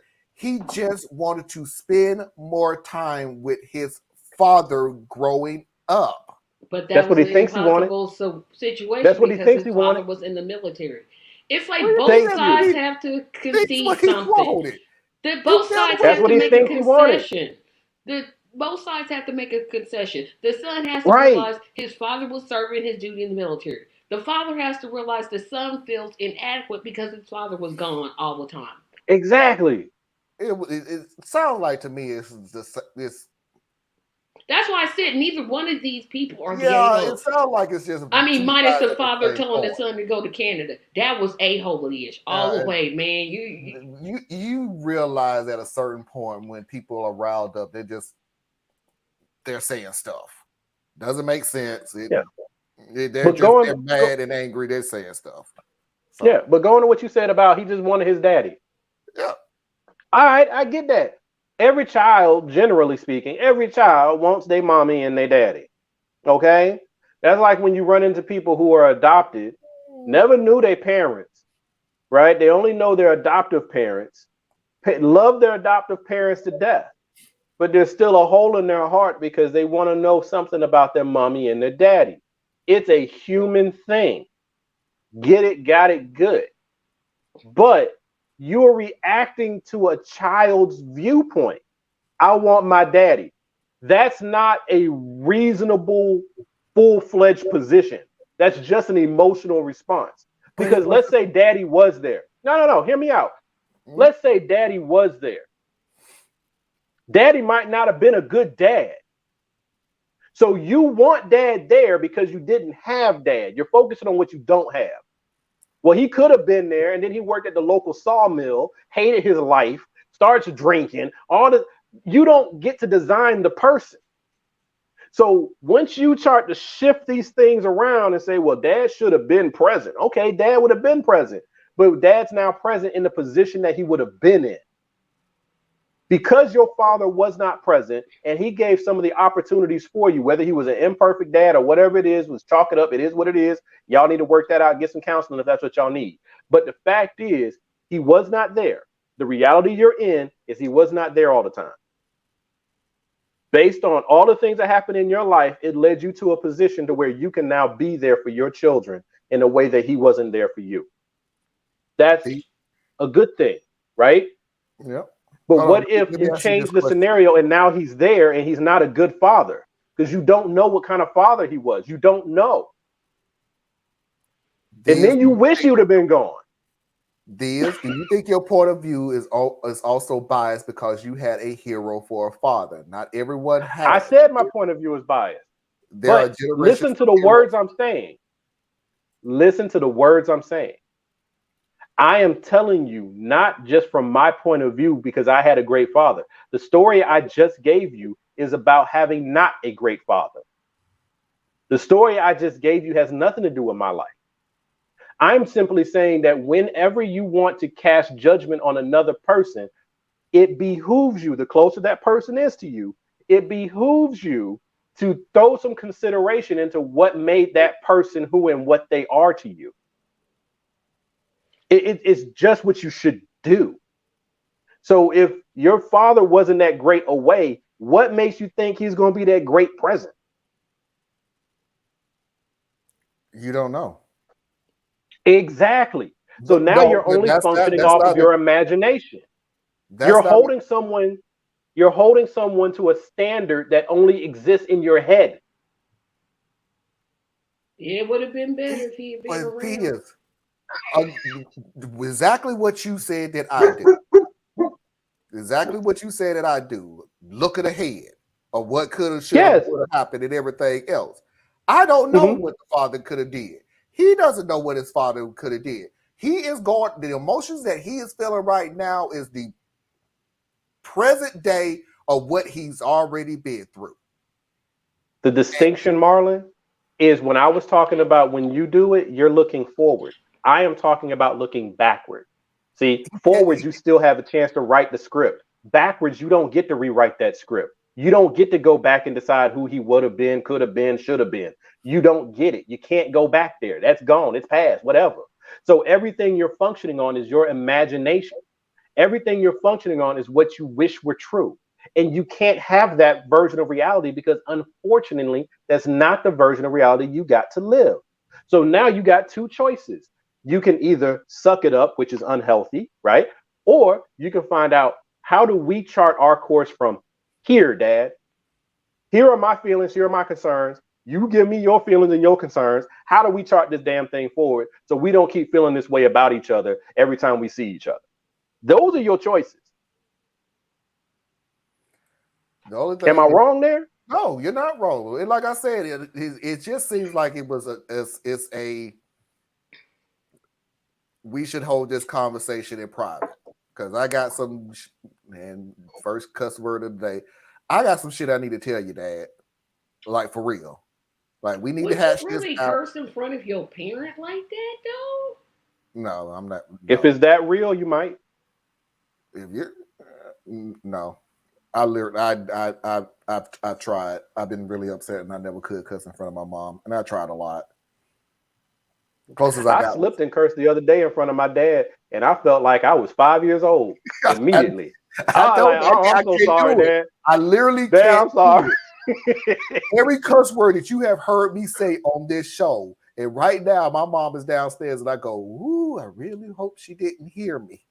Yeah, play last night's episode too. I really hope I didn't say that I got word something I that want you to loud. hear. Listen to this last night's episode, Mama. And she literally said, and she had told me one time before, "Son, you grown. I know you cuss. I cussed. I know where you got your cuss words from and everything. But it's a filter. It's just something that just mother effer beeping, bleeping, and bleeping, bleeping. My mom could walk in the room, and that's all I got to say, and I ain't got to say no more. And walk out the door. I just can't do it. Just no. Foxy's. But yeah, to answer your question though, Tracy, I can't imagine ever sitting there cursing with my father, but that's my father. But I've witnessed a lot of relationships where cursing is just how they talk. That's just how they talk. And so my parents they don't mean no malice. Free of the cursing. Trust me, that's why I chose not to. Cause we not. I get it. We're gonna skip real or not because it's getting really late, so we'll hold on to that until the next time we come back. So we're just gonna skip to Foxy's videos of the week.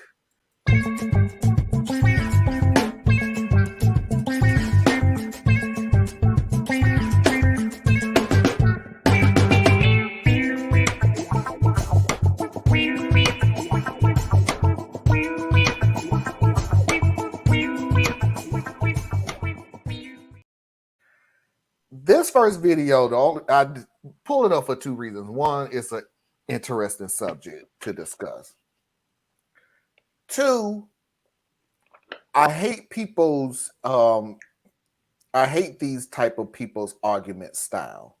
And what I mean by that is I hate people who sit there and over talk the person that they're talking to, try to say it real fast and get you and got you and all this other stuff. I can't stand that argument style I personally refuse to get into it with them, or I would purposely slow the conversation down. Now, you can talk fast all you want to, but I'm not. So I'm not going to match your style. Are you going to match mine? I don't know. But I'm not going to match your style. Because what happens is, what they do when they do things like that is, you can make a full sentence that could be absolutely correct. But when they're trying to make you look incorrect, they're only going to take out 2 or 3 words out of that sentence. They concentrate on those 2 or 3 words to formulate another question. So that's the other reason why I brought this video up. So let's take a look. If they're religious and they believe homosexuality is a sin, that's not bigoted. Wait, yes, yes, it is. That is religion is bigoted. Religious people are bigoted. Religious beliefs that homosexuality is a sin is absolutely bigoted. So how, like, all Catholics are bigoted? If you believe that homosexuality is a sin, that belief is bigoted. So people who believe in the Bible, they're all bigoted? That's silly. I mean, listen, there are people who believe that. I mean, a lot of the population is religious and holds. I personally don't. And who's the least accepting of gay people? It's the white evangelicals. But U.S. Muslims, U.S. Muslims are more accepting of gay people in this country. That's how religious people feel about homosexuality. And that's wrong. That's incorrect. Well, it's not up to you to judge that, though. Wait. It's not up to you to judge that. So how are they determining that it's wrong? Listen, it's not up to you to define for them how they feel about behavior. It's not up to them to define for you. But facts don't care. Wait, facts don't care about your feelings. But it's not. But it's. Okay, they both annoyed me. I'm sorry, they both annoyed me. No, I liked his approach because he was staying on cue.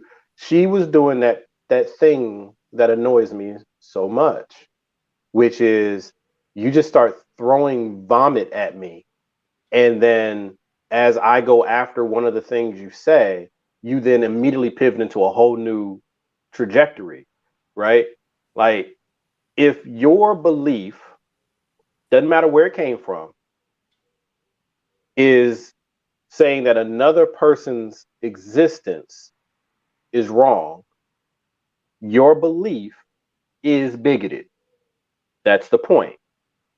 Her approach was to then say, Catholics don't agree with homosexuality, so you're saying Catholics are bigots.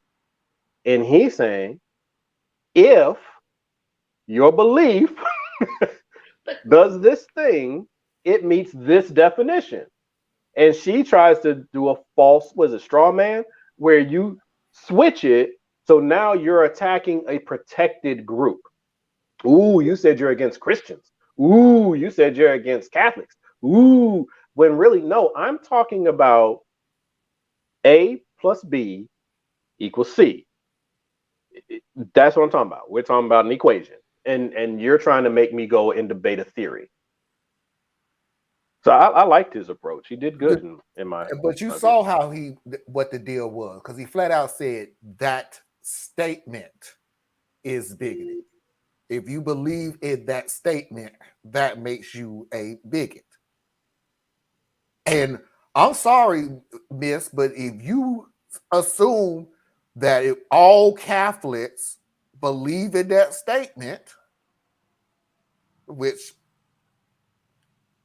I have no data to believe that or not. I'm not even going to sit there and say that I do. But if you feel like they do, then the statement is still bigoted. If that person who happens to be Catholic believes in that statement, they're a bigot. If that person, or their view is bigoted, their view is bigoted. If that person who is Catholic do not believe in that statement, they're not bigoted. But what was her statement, though? That homosexuality is an abomination to God. Is a sin. Yeah. Yeah. That was the statement. So, and here's the thing. And that's why you have to, like, really, when you get into these conversations, you got to figure out what version of reality are we going to be working in. Because if you're talking to a religious person and their whole basis is going to be their religious foundation, then we need to operate within that realm. So let's confirm that that's what we're doing. because I'm more than willing to use your text against you if that's what we need to do. But what we're not going to do is take your text, which is just your belief system. It is not fact. It is only fact to you because it's your belief system. So I am not subject to your belief system, nor are you subject to mine. So what we're not going to do is use my belief system to fight your belief system. It will never work. We'll never get anywhere. It's a wasted argument. But what we can do is, okay, we're either going to have a secular conversation or a religious conversation. Now, if we're going to have a religious conversation, let me walk you through all the ways that your religion is showing your behavior to not line up with your faith.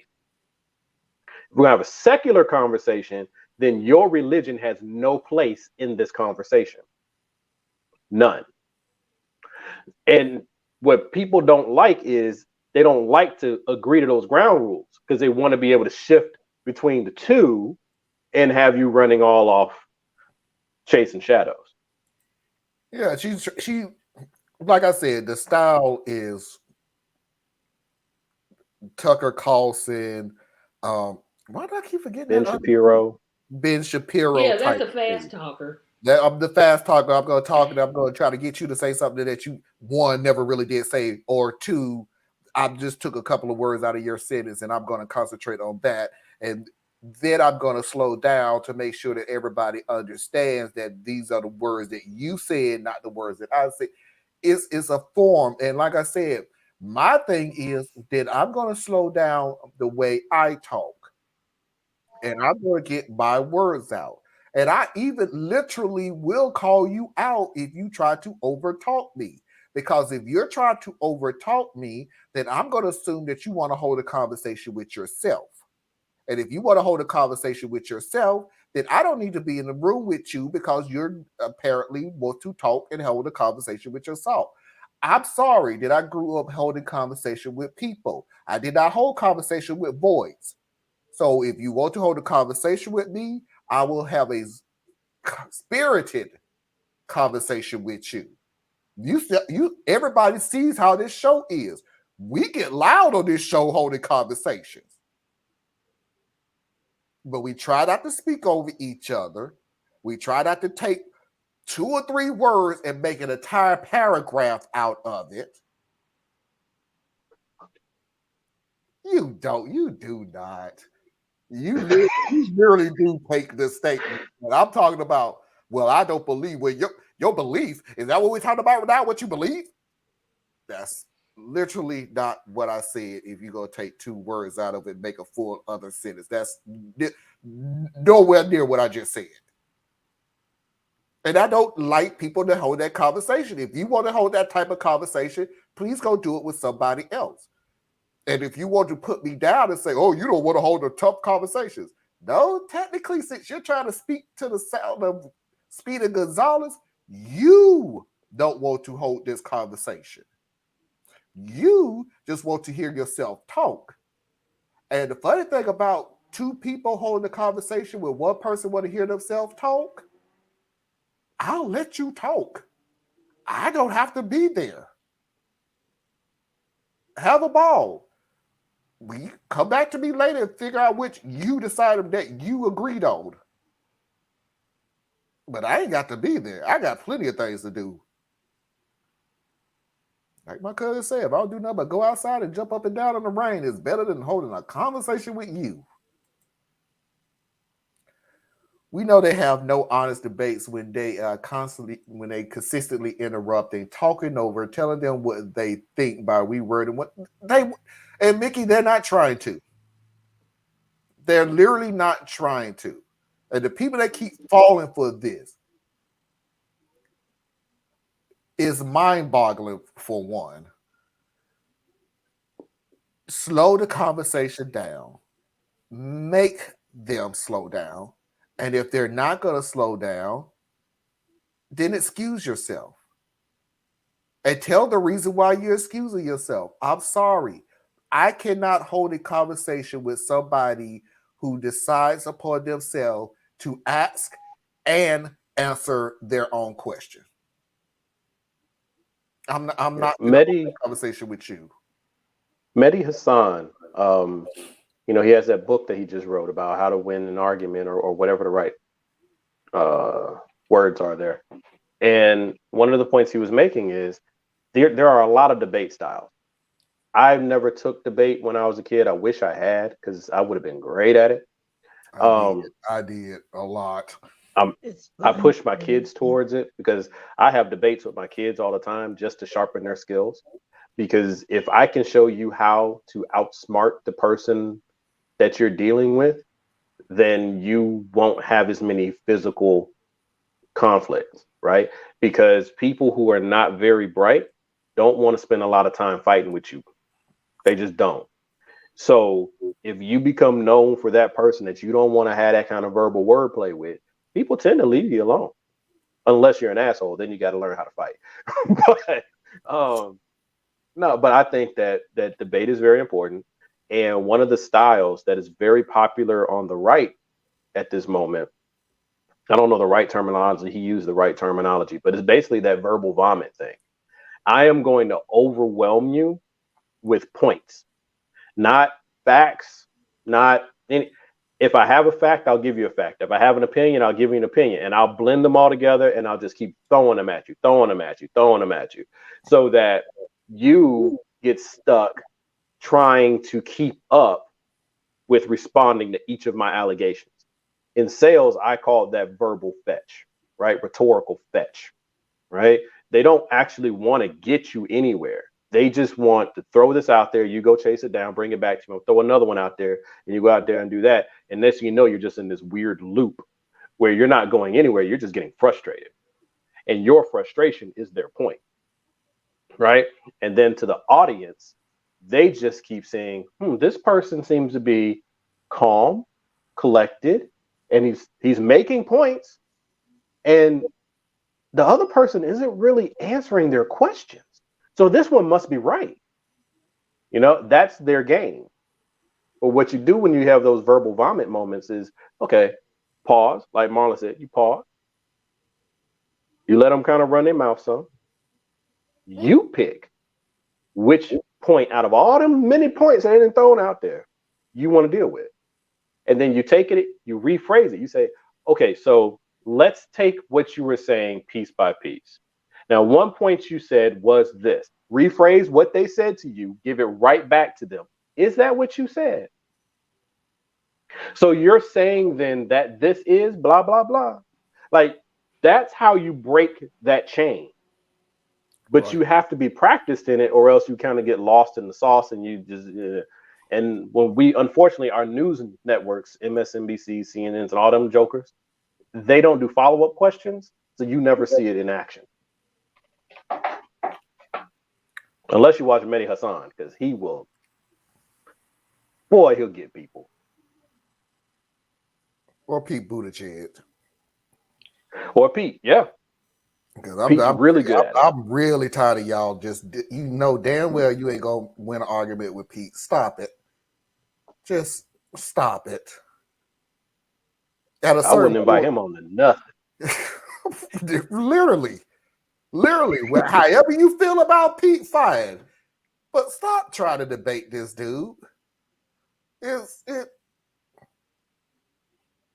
Oh, and then my new friend that Thea's introduced me to. Why do I forget his name?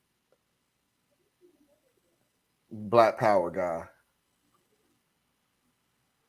The guy who actually coined the phrase Black Power. Oh, Stokely Carmichael. Yeah, Stokely Carmichael. But what was his other name? Kwame Ture. Thank you. I can never remember that. I was like, well, you got to look at some of the debates. There's going to be a show because I literally... Was he Stokely Carmichael first and then Kwame Ture, or was he Kwame Ture and then Stokely? Oh, okay. Yeah, there is a great debate that I have that I'm going to do a whole show on, because they have a multitude of 60s and activists, and Stokely Carmichael is on there. It was a phenomenal watch.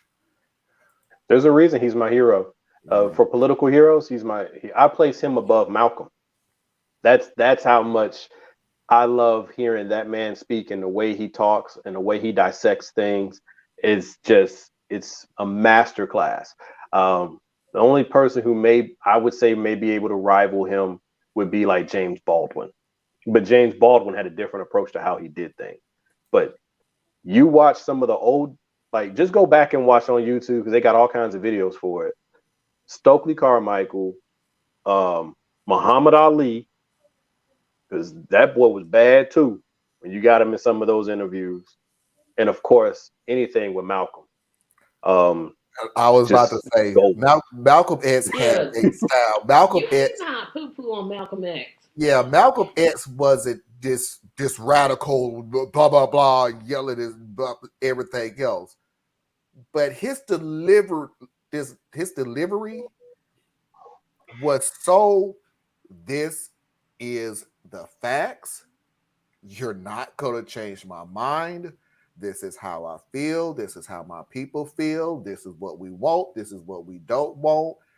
And it's just, you look at him and you get mesmerized by not his, but it's more like he's just flat out just telling you nothing that you can do or say is going to change how I feel or think. Malcolm he was just a master class of, and it's just the realness of him, right? Yeah. Because a big part of his story is the fact that he wasn't one of those college educated bourgeois Negroes of the time, right? He didn't have the benefit of coming up that side of the tree, so to speak, right? Martin was groomed to be Martin. Now, granted, Martin's was a great man, but he was the educated bourgeoisie side of the black movement. Malcolm was purely from the streets, purely just a natural talent that came up, right? And there's a lot that goes into those particular stories. So yeah, never would I, poo-poo on Malcolm. Like you said, I agree. He's just a phenomenal man. Awesome. But but Stokely is that's just that dude, like Malcolm probably would have been that too if they didn't murder him. But yeah, it was, those are ones I would definitely say if you're interested in just being blown away by the natural intelligence and gifts of those leaders. What happened? Malcolm was a retired gangster. Yeah, I mean Malcolm. Yeah, right. I mean, not to go.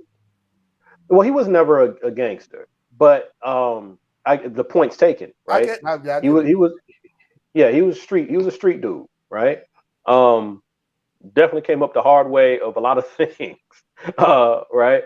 But that's what the part that annoys me so much about America is the hypocrisy of America. In Malcolm, you literally had the American dream put right in front of you, right? This is a person that had all the obstacles in life that you could many of the obstacles in life that you could have. And he did things to survive, then he did things out of malice. He was actually a bad guy for a while. Yeah. He went to prison. In prison, he was reformed. He wasn't reformed by the prison, but he was reformed in prison. He comes out, he's self-educated, he's disciplined, he's raising a family, he's helping to build religious organizations and resistance and things of that nature in a peaceful manner. You don't have a single event of the Nation of Islam actually being a violent entity. It just doesn't exist. That's everything that makes a person think of the Nation of Islam as violent is purely from the white power structure not liking someone opposing them. No violence, though. Plenty of violence towards them. No violence coming back. Okay, we'll have to agree to disagree on that one. Where was there violence with the Nation of Islam? They didn't do violence, but they have a lot of anti-Semitic views I can't get with. Okay, so I would that's a wonderful point. Violence. So that's a different thing than what I was talking about, but it's a good point. Now, how can a Semitic people be anti-Semitic?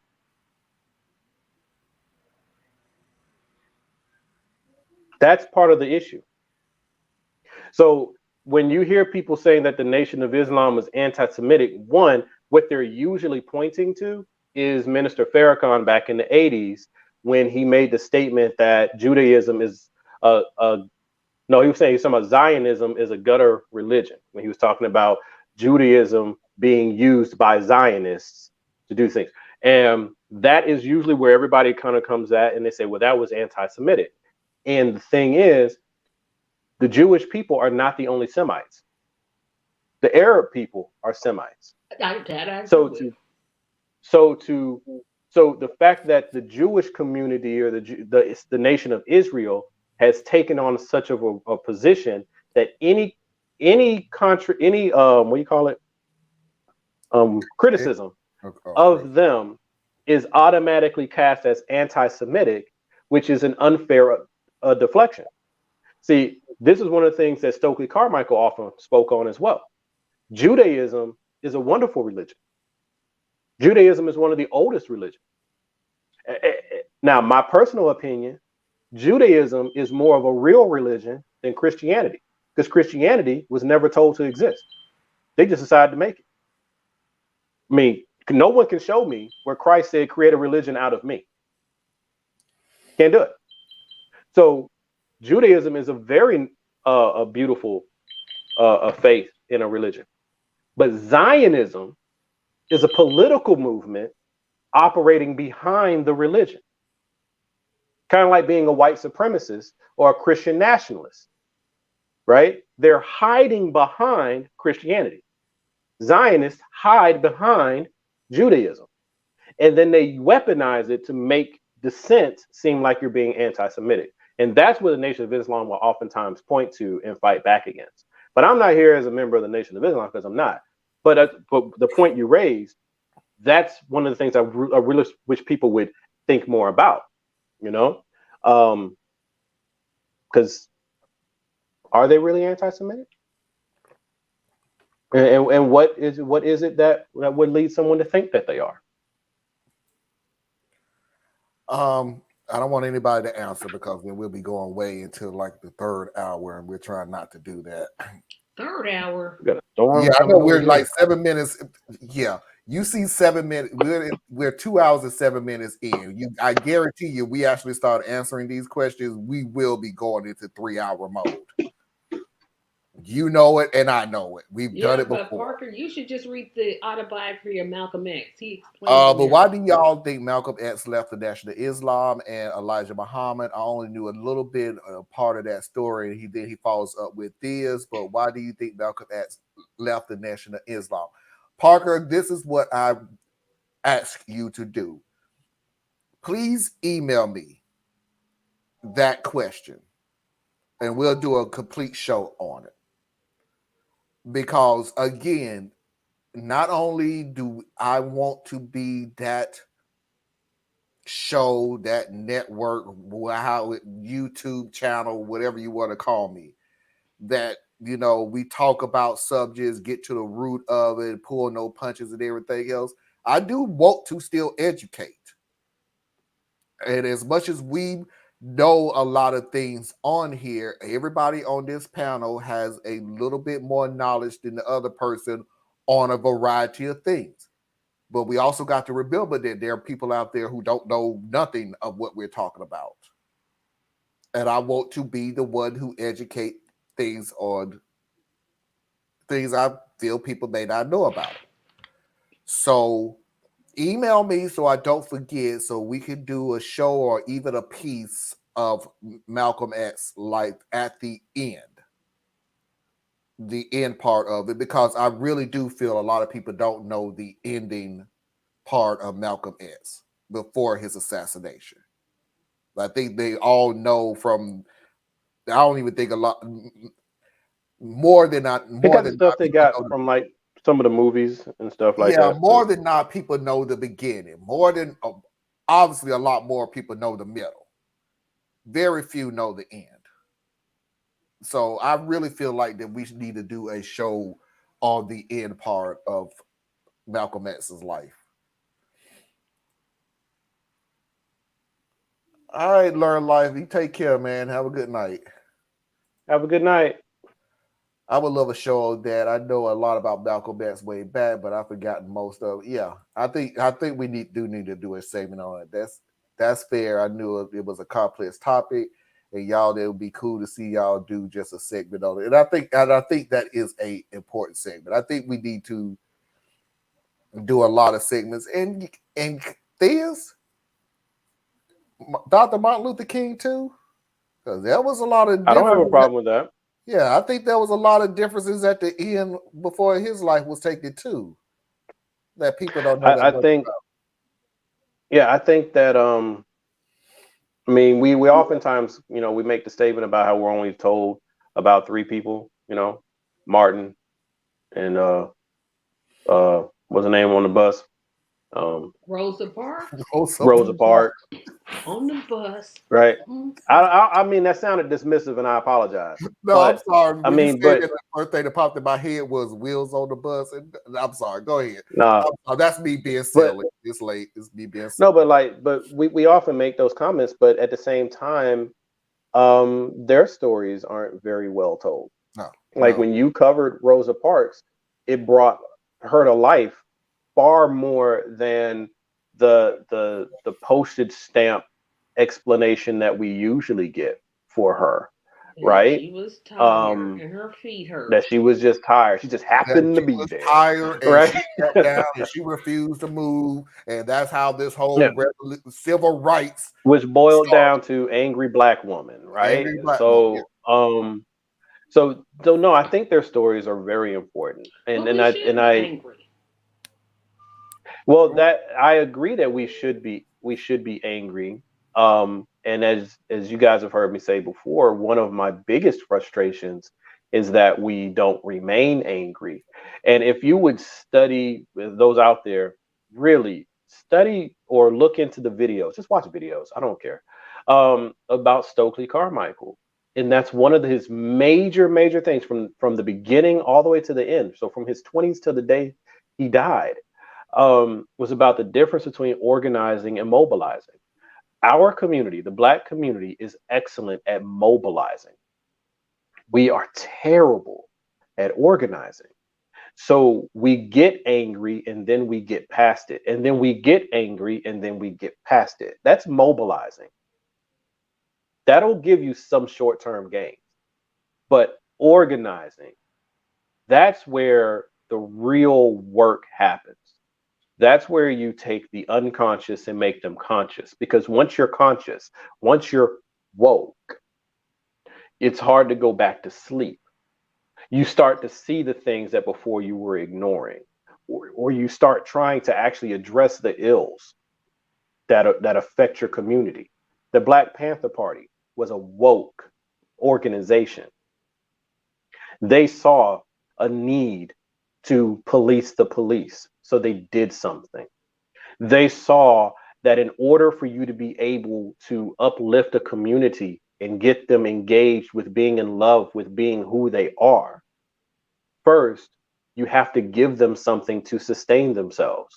So that's where the breakfast program came from. That's where the clinics, the free clinics came from. It wasn't just a socialist communist thingy that they were doing.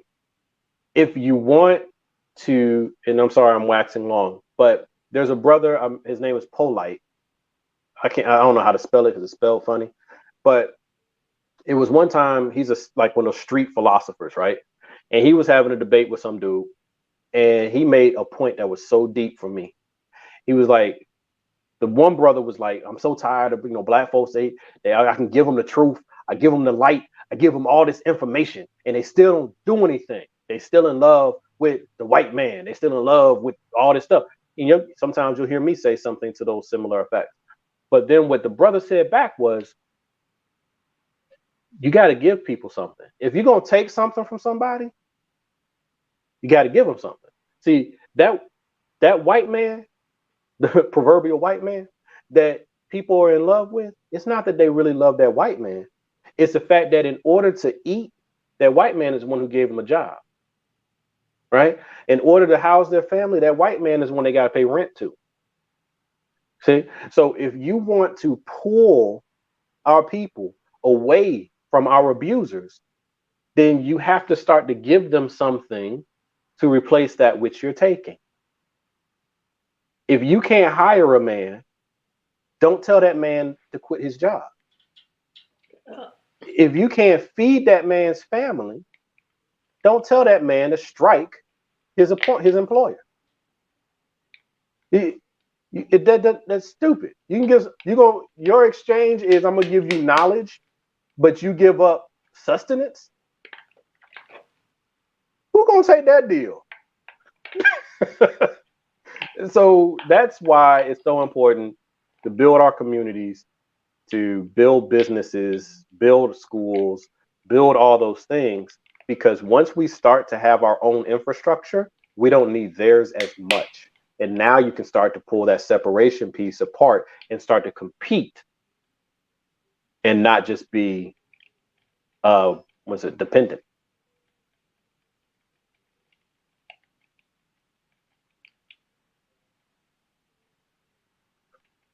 Marlon, you're mute. And I'm just a talking. Why do y'all think there seems to be less of an effort to whitewash Malcolm X's legacy as opposed to the bigger effort to whitewash MLK's legacy? It's a twofold question. You either go to whitewash it or villainize it. Malcolm X's whole mentality, civil rights movement, and everything was nonviolence. Kind of hard to villainize nonviolence. Violence happened to you, but it's kind of hard to villainize that, hey, these people are not trying to hurt you. Can't do that with Malcolm X. Malcolm X wasn't violent. There's no record of them being violent at all. But any means necessary meant that we will, just like the Black Panthers, we will protect ourselves. Which means we are not saying nonviolence. We are nonviolence unless violence is not towards us. We're not going to go in there with guns ablazing to take what we feel is deemed to be rightfully ours. At the same time, we are not turning the other cheek. That's not us. You raise your hand to me, I'm raising my hand to you. So, in other words, and I'll just use that analogy so we can move on. You raise your hand to me, I'm going to raise my hand to you. Turns to you raise your hand to me, I'm going to come into your white neighborhood and burn all your houses down and kidnap all your children. And they have to villainize people who stands up for themselves. So that's why it's very hard to whitewash Malcolm X compared to Dr. Martin Luther King Jr. Well, it's also about what can we weaponize, like what Marlon was saying. Because I wouldn't. Once again, I invite you. Look into the slave codes. That's your first search. Read up on that. Then look up the black codes. Okay, read up on that. That will help put into context the Malcolm and the Martin situation. So the reason why Malcolm was villainized is because Malcolm brought up the realities of humanity. He asserted our humanity and would say, I will fight back. But not only will I fight back, I reject you. You do not want me, and I don't want you. And I'm okay with that. And that is a direct defiance of everything that the white culture in America is built on. We're supposed to be desperate to be with you. We're supposed to still be wanting to be accepted and assimilated. So when we finally have someone who says, no, I understand. You don't want me. You don't want me around. You don't want my children around your children. You don't want my women around your women. And you know what? I agree with you. I don't want your children around my children. I don't want your women around my women. I don't want your men anywhere around my men. The fact that you're being rejected is a foreign feeling, so you react to it. And Malcolm was everything about being a black man, right? Then you have Martin. Martin was much more of the acceptable role. He came at it from a more nuanced and gentle approach, where I want to be accepted. I want you to understand our humanity and accept our humanity. I want integration. I want cohabitation. I want us to live in peaceful agreement. See, there's no trade-off there, right? I'm not making a demand of you. I'm just simply saying stop being violent, because we are not going to be violent. So you can take a Martin story, omit all the radical pieces of him, because he was a very radical man, but omit all the radical pieces about him and just put forward that clean, wholesome part that makes you feel good about yourself. And now you can steal Martin's legacy. Yeah. That's what they did with Muhammad Ali. They hated Muhammad Ali from the day he gave up those medals. They hated that man. Hated him. Until he was old and feeble and suffering from Parkinson's. Now you are willing to see him as the athlete of before. Completely omit his entire adult life and all of that work and take it back to the kind man who was running with the torch. And then you remaster his story. Yep. That's what white America does. Yep. Forget about his rejection of the Vietnam War. Forget about the fact you put him in prison. Forget about the fact that you took his medals. Yep. Yeah. Everything, you took everything from this man. And he was and he said, okay. See, that's the part that, once again, it's all about when you reject whiteness, when you uncenter whiteness, and you say, you know what, whiteness is no longer the center of the universe. Whiteness is just one more planet in the solar system. God is the center of the universe, or the center of the solar system, or whatever you want to call it. But God is the center. And then we're all just planets rotating around God. You're not better or less than me. Whiteness can't handle that because it's never been made to handle that. So it reacts to the rejection. And so that's where you get these issues. And right now, you got more education, you got more access to information, you got people who are being self-educated, and all of this. We're basically going through a new renaissance. We're going through, the conservative movement is trying to push us backwards, right? If you're looking at in a reverse timeline, we are now in the 60s, and they're pushing really, really hard to get us into the 50s. And we're on the opposite end with our allies and friends and stuff, pushing forward, saying, okay, we didn't get engaged soon enough. We didn't stop you from pushing us from the 2020s into the 2000s into the 1990s. We didn't do a good job. You got us. All right, you got us. But we refuse to go into the 50s. So now we're pushing back.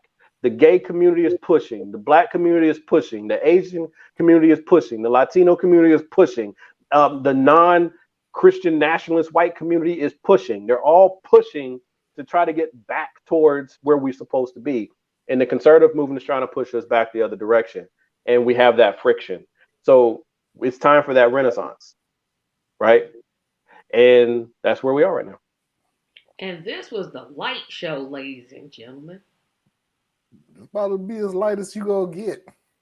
All right, so fine, Tracy. I will end the show. Well said, yeah. Well said, Theus. I didn't hear He you, did say I didn't disagree with She said, well said, Oh. Theus. Thank you. I just hate giving credit to Theus on anything. Yeah, me too. It's okay. It's all right. Just turns my stomach a little bit. But I feel you. So we are going to end on a lighter note. Just okay, Anna. We're going to try to end on a lighter note. That's all I can give you. We're going to try to end on a lighter note. All homos are not the same. Excuse me, are you Billiam's teacher? Okay, we need to have a little discussion.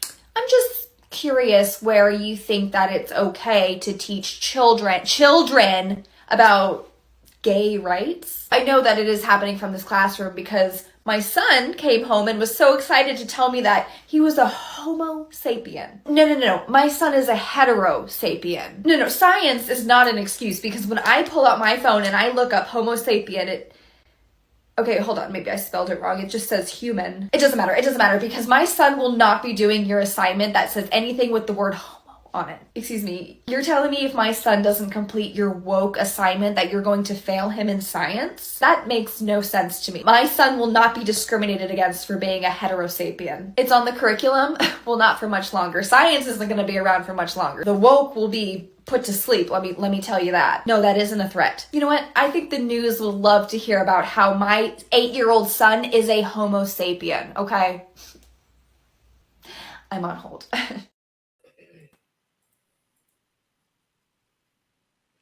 You can't be that dumb. You can't. They are. I know there's a parody, but you can't They be are, that and we're dumb. losing to them. They are. What's the last thing she said?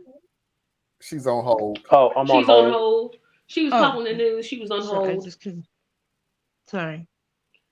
Hetero sapien. Hetero sapien.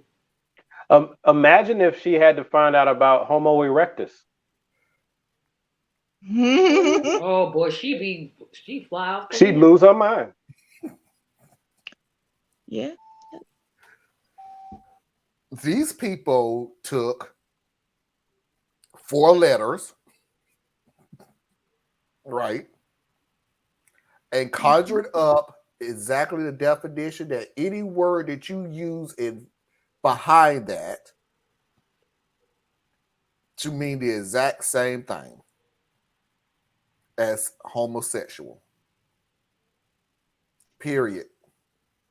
Those 4 letters, any letters that come after the 4 letters, HOMO, is totally irrelevant.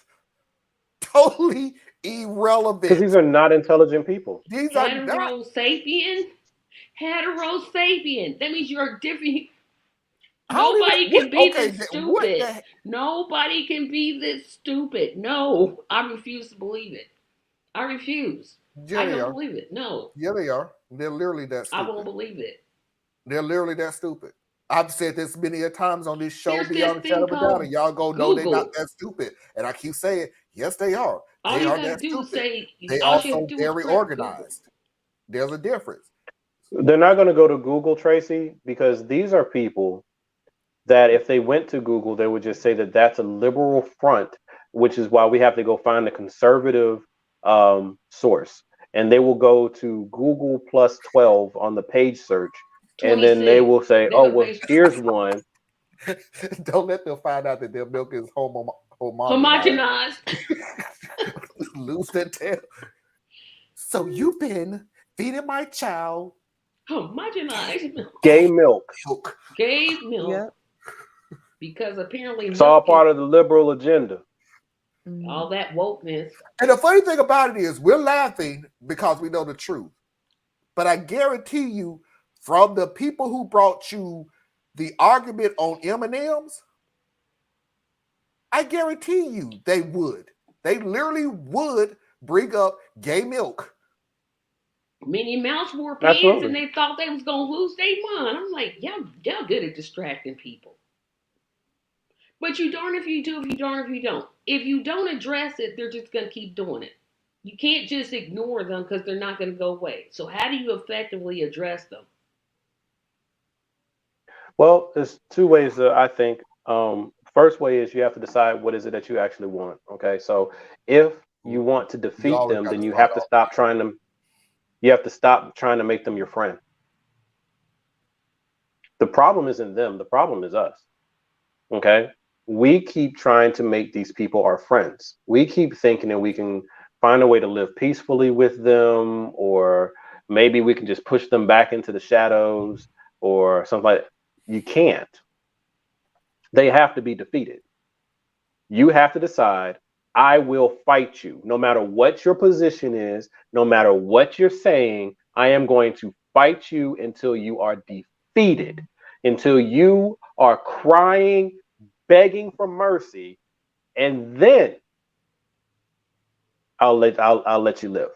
Right? And I don't mean that in the violent sense. Now, we don't do something about it, we're going to end up in that position. But what I'm saying is you have to be willing to actually fight back. And the problem is and I know you were being facetious, but when we say, well, I refuse to believe this, I refuse for this to be the truth, I refuse this to be the case, there are a lot of people who legitimately feel that way. Yeah. And so we lose because we keep wanting to live in the version of reality that is more appealing to us, because the alternative is to know you actually are going to have to, fight these people. Or the other option is you just hope they just grow out of it. And but you some just of them are think, 80 and 90 years old. They not growing out of nothing. I agree. I think it's a silly position, but I think that's the other option. You did miss a point, though, of a fight that people have. And that's a losing battle. But I'll tell you why, because there's a loophole to it. The other reason why you try to fight is to try to change these people's minds. You have maybe a 1% chance of actually doing that. And I'm being nice giving you the 1%, because we don't know how far down the rabbit hole these people are. Like, literally. But my point is that you shouldn't be trying to change their mind. No, absolutely not. But my argument has always been, but there is somebody out there who is on the fence and they're getting contradicting information, and they do have the mindset to use their head and go, you know what? Your argument makes a lot more sense than their argument. So I will go your direction compared to their direction. But the only way they're going to go to your direction is to actually say something. So no, when I argue on this show, I'm not talking to these people. I trust me. I'm not going to change their mind. Believe me, I know that beyond a shadow of a doubt. When I argue online, I know I'm not changing their mind. But I always think somebody else who is watching will see this. And that's a good point. That's an excellent point. And there is, speaking out of both sides of, oh goodness, flash flood warning in my area. That means my house is probably flooding as we speak. But but it's a good point being made there, and talking out of both sides of my mouth here, because both are true. You have to give people room to be wrong and get right. And you also have to not try to convert them in the middle of a fight. Right? So my personal feeling is, you have to go select your battles. Don't just fight any and everybody. Right?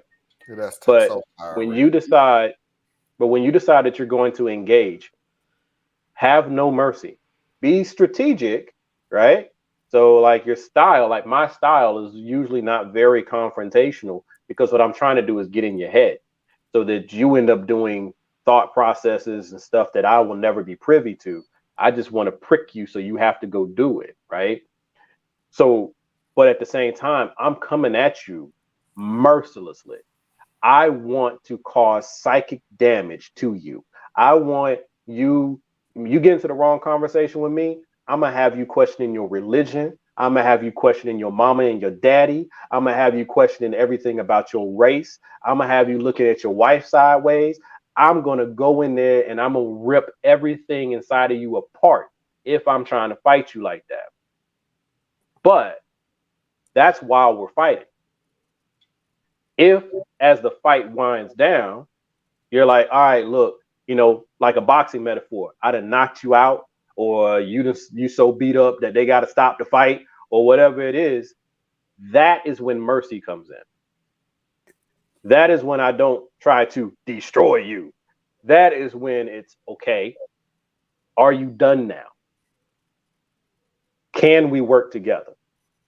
Can we build from here? If your answer is still no, then I'm going to put you out your misery. And I believe that people need to be willing to go that far. You have to be willing to fight until the fight is done, and then see, is there a way for us to grow together from there? And if there's not, you got to put that thing down. And right now, people aren't there. Right now, people are trying to make friends in the middle of the fight. Right now, this person is still throwing jabs, and you trying to hug them. That's crazy. But I also would add to this too. And Diaz has his thing, I have my thing. Neither one of us is wrong. I honestly pick and choose my battles because I'm too exhausted to try to fight every freaking fight. When I am not fit to fight with somebody like when we did the whole conservative insult sounds like compliment whole thing. Ha ha ha ha! Y'all really don't know, do you? Dude, do you really think I'm gonna get into a conversation with you when that's not even a complete sentence? No, I'm not. I don't care. And to be honest with you, because let's be realistic, I know it pisses them off. That's my own personal thing. I know not being confrontational and not holding a conversation with people like that pissed them off more than if you actually did. But I also know holding a conversation with people like that is not going to go anywhere because you gave an anecdotal response. You people don't know. Who is you people? What is it that we don't know? I'm not going to ask. You're not going to give me a statement where I have to ask you 2 questions back. So you're not coming in good faith, and I'm not going to waste my time. Nor do I know the ones where they sit there and go, and do you know about such and such and such and such? And did you look up such and such? Oh, I'm sorry. I made a statement. Now you want me to do homework? I'm not going to do that either. I said a statement, which I do the best to do research on before I open my big mouth and tell a bunch of people. These videos that we put out is seen by, and I'm not putting anybody down. I love taking what I get. I get it. So before I say something, these live shows that we got, the most people that we saw come in live was 10 people. That's the most we had live. However, the replays wind up being in the thousands. So yeah, anything that comes out of my mouth, I have to make sure I'm either absolutely correct on or at least 99% correct on. I expect the same from you before you respond to me. And if you don't, I'm not responding to you because I'm not going to do your homework. That's just not happening. So that's where I come from. Diaz has this thing about knock people out when they don't respond. My deal is I don't even get into the freaking fight with you, and I'll let you just sit there and sob in the rain, wondering why you won't talk to me because I don't have no time for you. I just don't. But remember, I said in the beginning, you got to choose your battle. Oh, you did. You don't do that with everybody. You can't do that with everybody, right? Somebody who's not having a good faith conversation with you, you're wasting your time to even get into it. You know, I mean, if your whole mission is just to upset me, then no matter what we do, only one of us has any chance of getting anywhere here. Like your whole mission was to upset me. So now I'm getting into an argument just so you can upset me? No, come on, let's not do that. But if you want to have a real, I have to cut you off really quick because I have to make. No, go for it. I'm done. I have to make this announcement. We are 2 away from our first 100 subscribers. We picked up somebody else during this. This is what I mean. Keep punching. This is what we do. Well, I literally sit here and say, when I get on Diaz and Anna and Tracy, maybe I should change my maybe I should not do. Maybe I need. No! So now We you just get gonna the insult freaking us, bro? people That from what you the want? way we're acting, and you seriously want to. Now we should change? Why? Why would we change what is working? Why? That doesn't even make any sense. Maybe some adjustments make it work better. No. If it ain't broke, don't fix it. No, exactly. No. That'd be like me cutting out interviews, and I know that's the thing I do best. I'll be like, no more interviews for me. That's it. I'm done. Right. That would be a bad. That would be a bad change. I have gotten comments on each and every one of you on here. And it always boils down to, at the very end, a little Karen, they need to be fired mentality. Oh, who these people so I can talk to them? And at the very end, no, because I tell you what my answer to every last one of them is. And they go into deep understanding and philosophical and this and broadcasting, and I got my GPA in broadcasting and journalism and everything, and such don't need to be on the show because of blah, blah, blah. And you know exactly how I answer them, Tracy? No. I just want to talk to them. I don't want to talk to them. I did. I said, no, I'm not changing nothing on my show. First of all, this is a personal thing on me. This is personal for me. Do not come into something that I worked hard to build and try to change it from your side of the monitor. This is not going to work out good for you. It is just not going to work out good for you. I literally take it as an insult. I'm not 100% knowing what I'm doing, but I got the common sense that my mom always say, if you don't have anything else in life, son, have common sense. And my common sense say, if I got 100 people and growing from the people that is on this panel, why would I change it? And this, I'll even meet you halfway with what you're saying, that I'm putting out more content with us so more people are watching. Well, guess what? The content that I'm putting out more for is still the four of us. It's still the four of us. It's not a content of just me. It's not a content of me and Theas. It's not a content of me and Anna. It's not a content of me and Tracy. If you look at the videos that I'm putting out, it's all four of us. More people are seeing all four of us. Why would I change that? I just want to talk to them. That's all. Tracy, I'll let you talk to them people as soon as you let me talk to the old boy that I've been asking you to talk to. Okay, then. So let's move on. I gave you his email address. Did I use it? That's on you. I think you did send both of y'all in the same email. That's on y'all.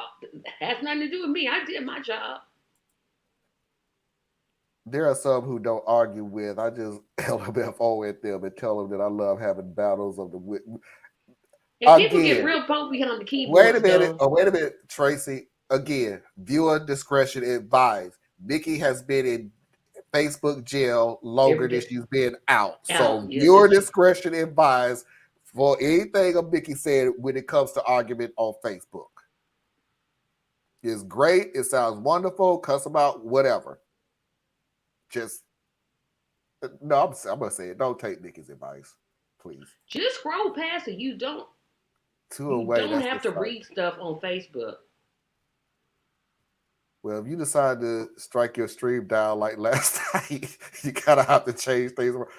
Oh, don't worry. Don't worry, I will.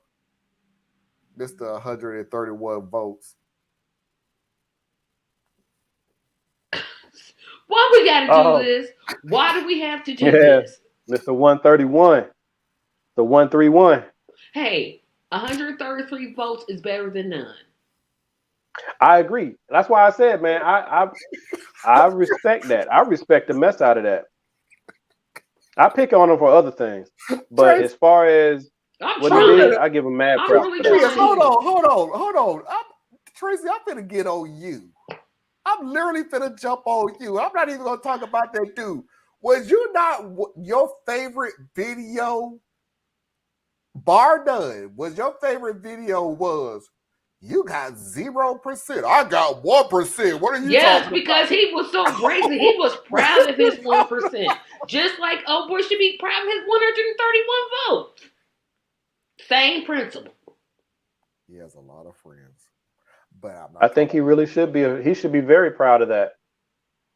I literally did say. And he has indicated that he's gonna. Oh, never mind. Shut up, Tracy. Don't do that. Don't do that. I'm not gonna say that. I'm not gonna say it. I'm not gonna say it. It's already too late. Now we know he's gonna try to run for it again. Nah, man. Oh Lord, no. Nah, man. I did say if he gets 3%, it would But he did not get 3%. No, I did say if he gets 3%, I would probably need to be paid close attention to. If he got 3%, yes. I did say that. If he get 3% votes, that's a stature for somebody that's up and coming or well known, however you want to put it. But that's a stature. All I know is it takes a lot to do what he did. But that's as far as my congratulations can go, because if the policies that you have are stupid or ill-informed or detrimental to other people, I would rather you not have that bravery to go and run. Because that's part of the problem we got right now. We got a lot of people who are brave enough to go and run, and they're doing horrible things across the country. So thank you, Parker. I just want to thank you, Parker, for that. But I didn't talk about him though.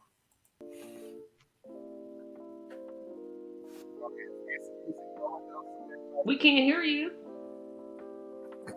We really can't hear you. I'm not trying to be funny. We can't. You literally cannot hear me. I could not hear what I didn't hear nothing you said. If Thank you. you. But just me. Can you hear me now? We can hear you now. Yeah. You know what? I kind of think when I start playing background music, the first seconds mutes me. And that shouldn't happen. So, okay. Tracy, tell everybody where they can find you. This site right here, TracyMediaLLC.com. Anna?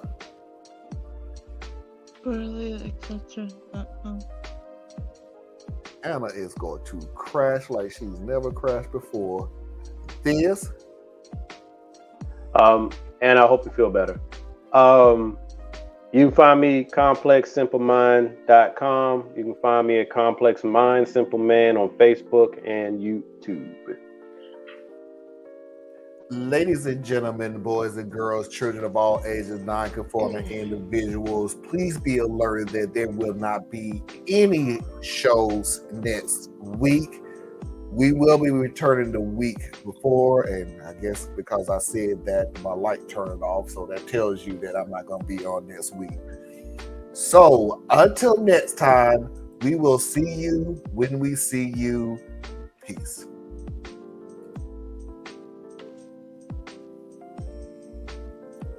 It's nice to have 131 friends, though. That's kind of cool. Yeah. Thank you, Thank you, everybody who is supporting the channel. We appreciate you. Ted Cruz.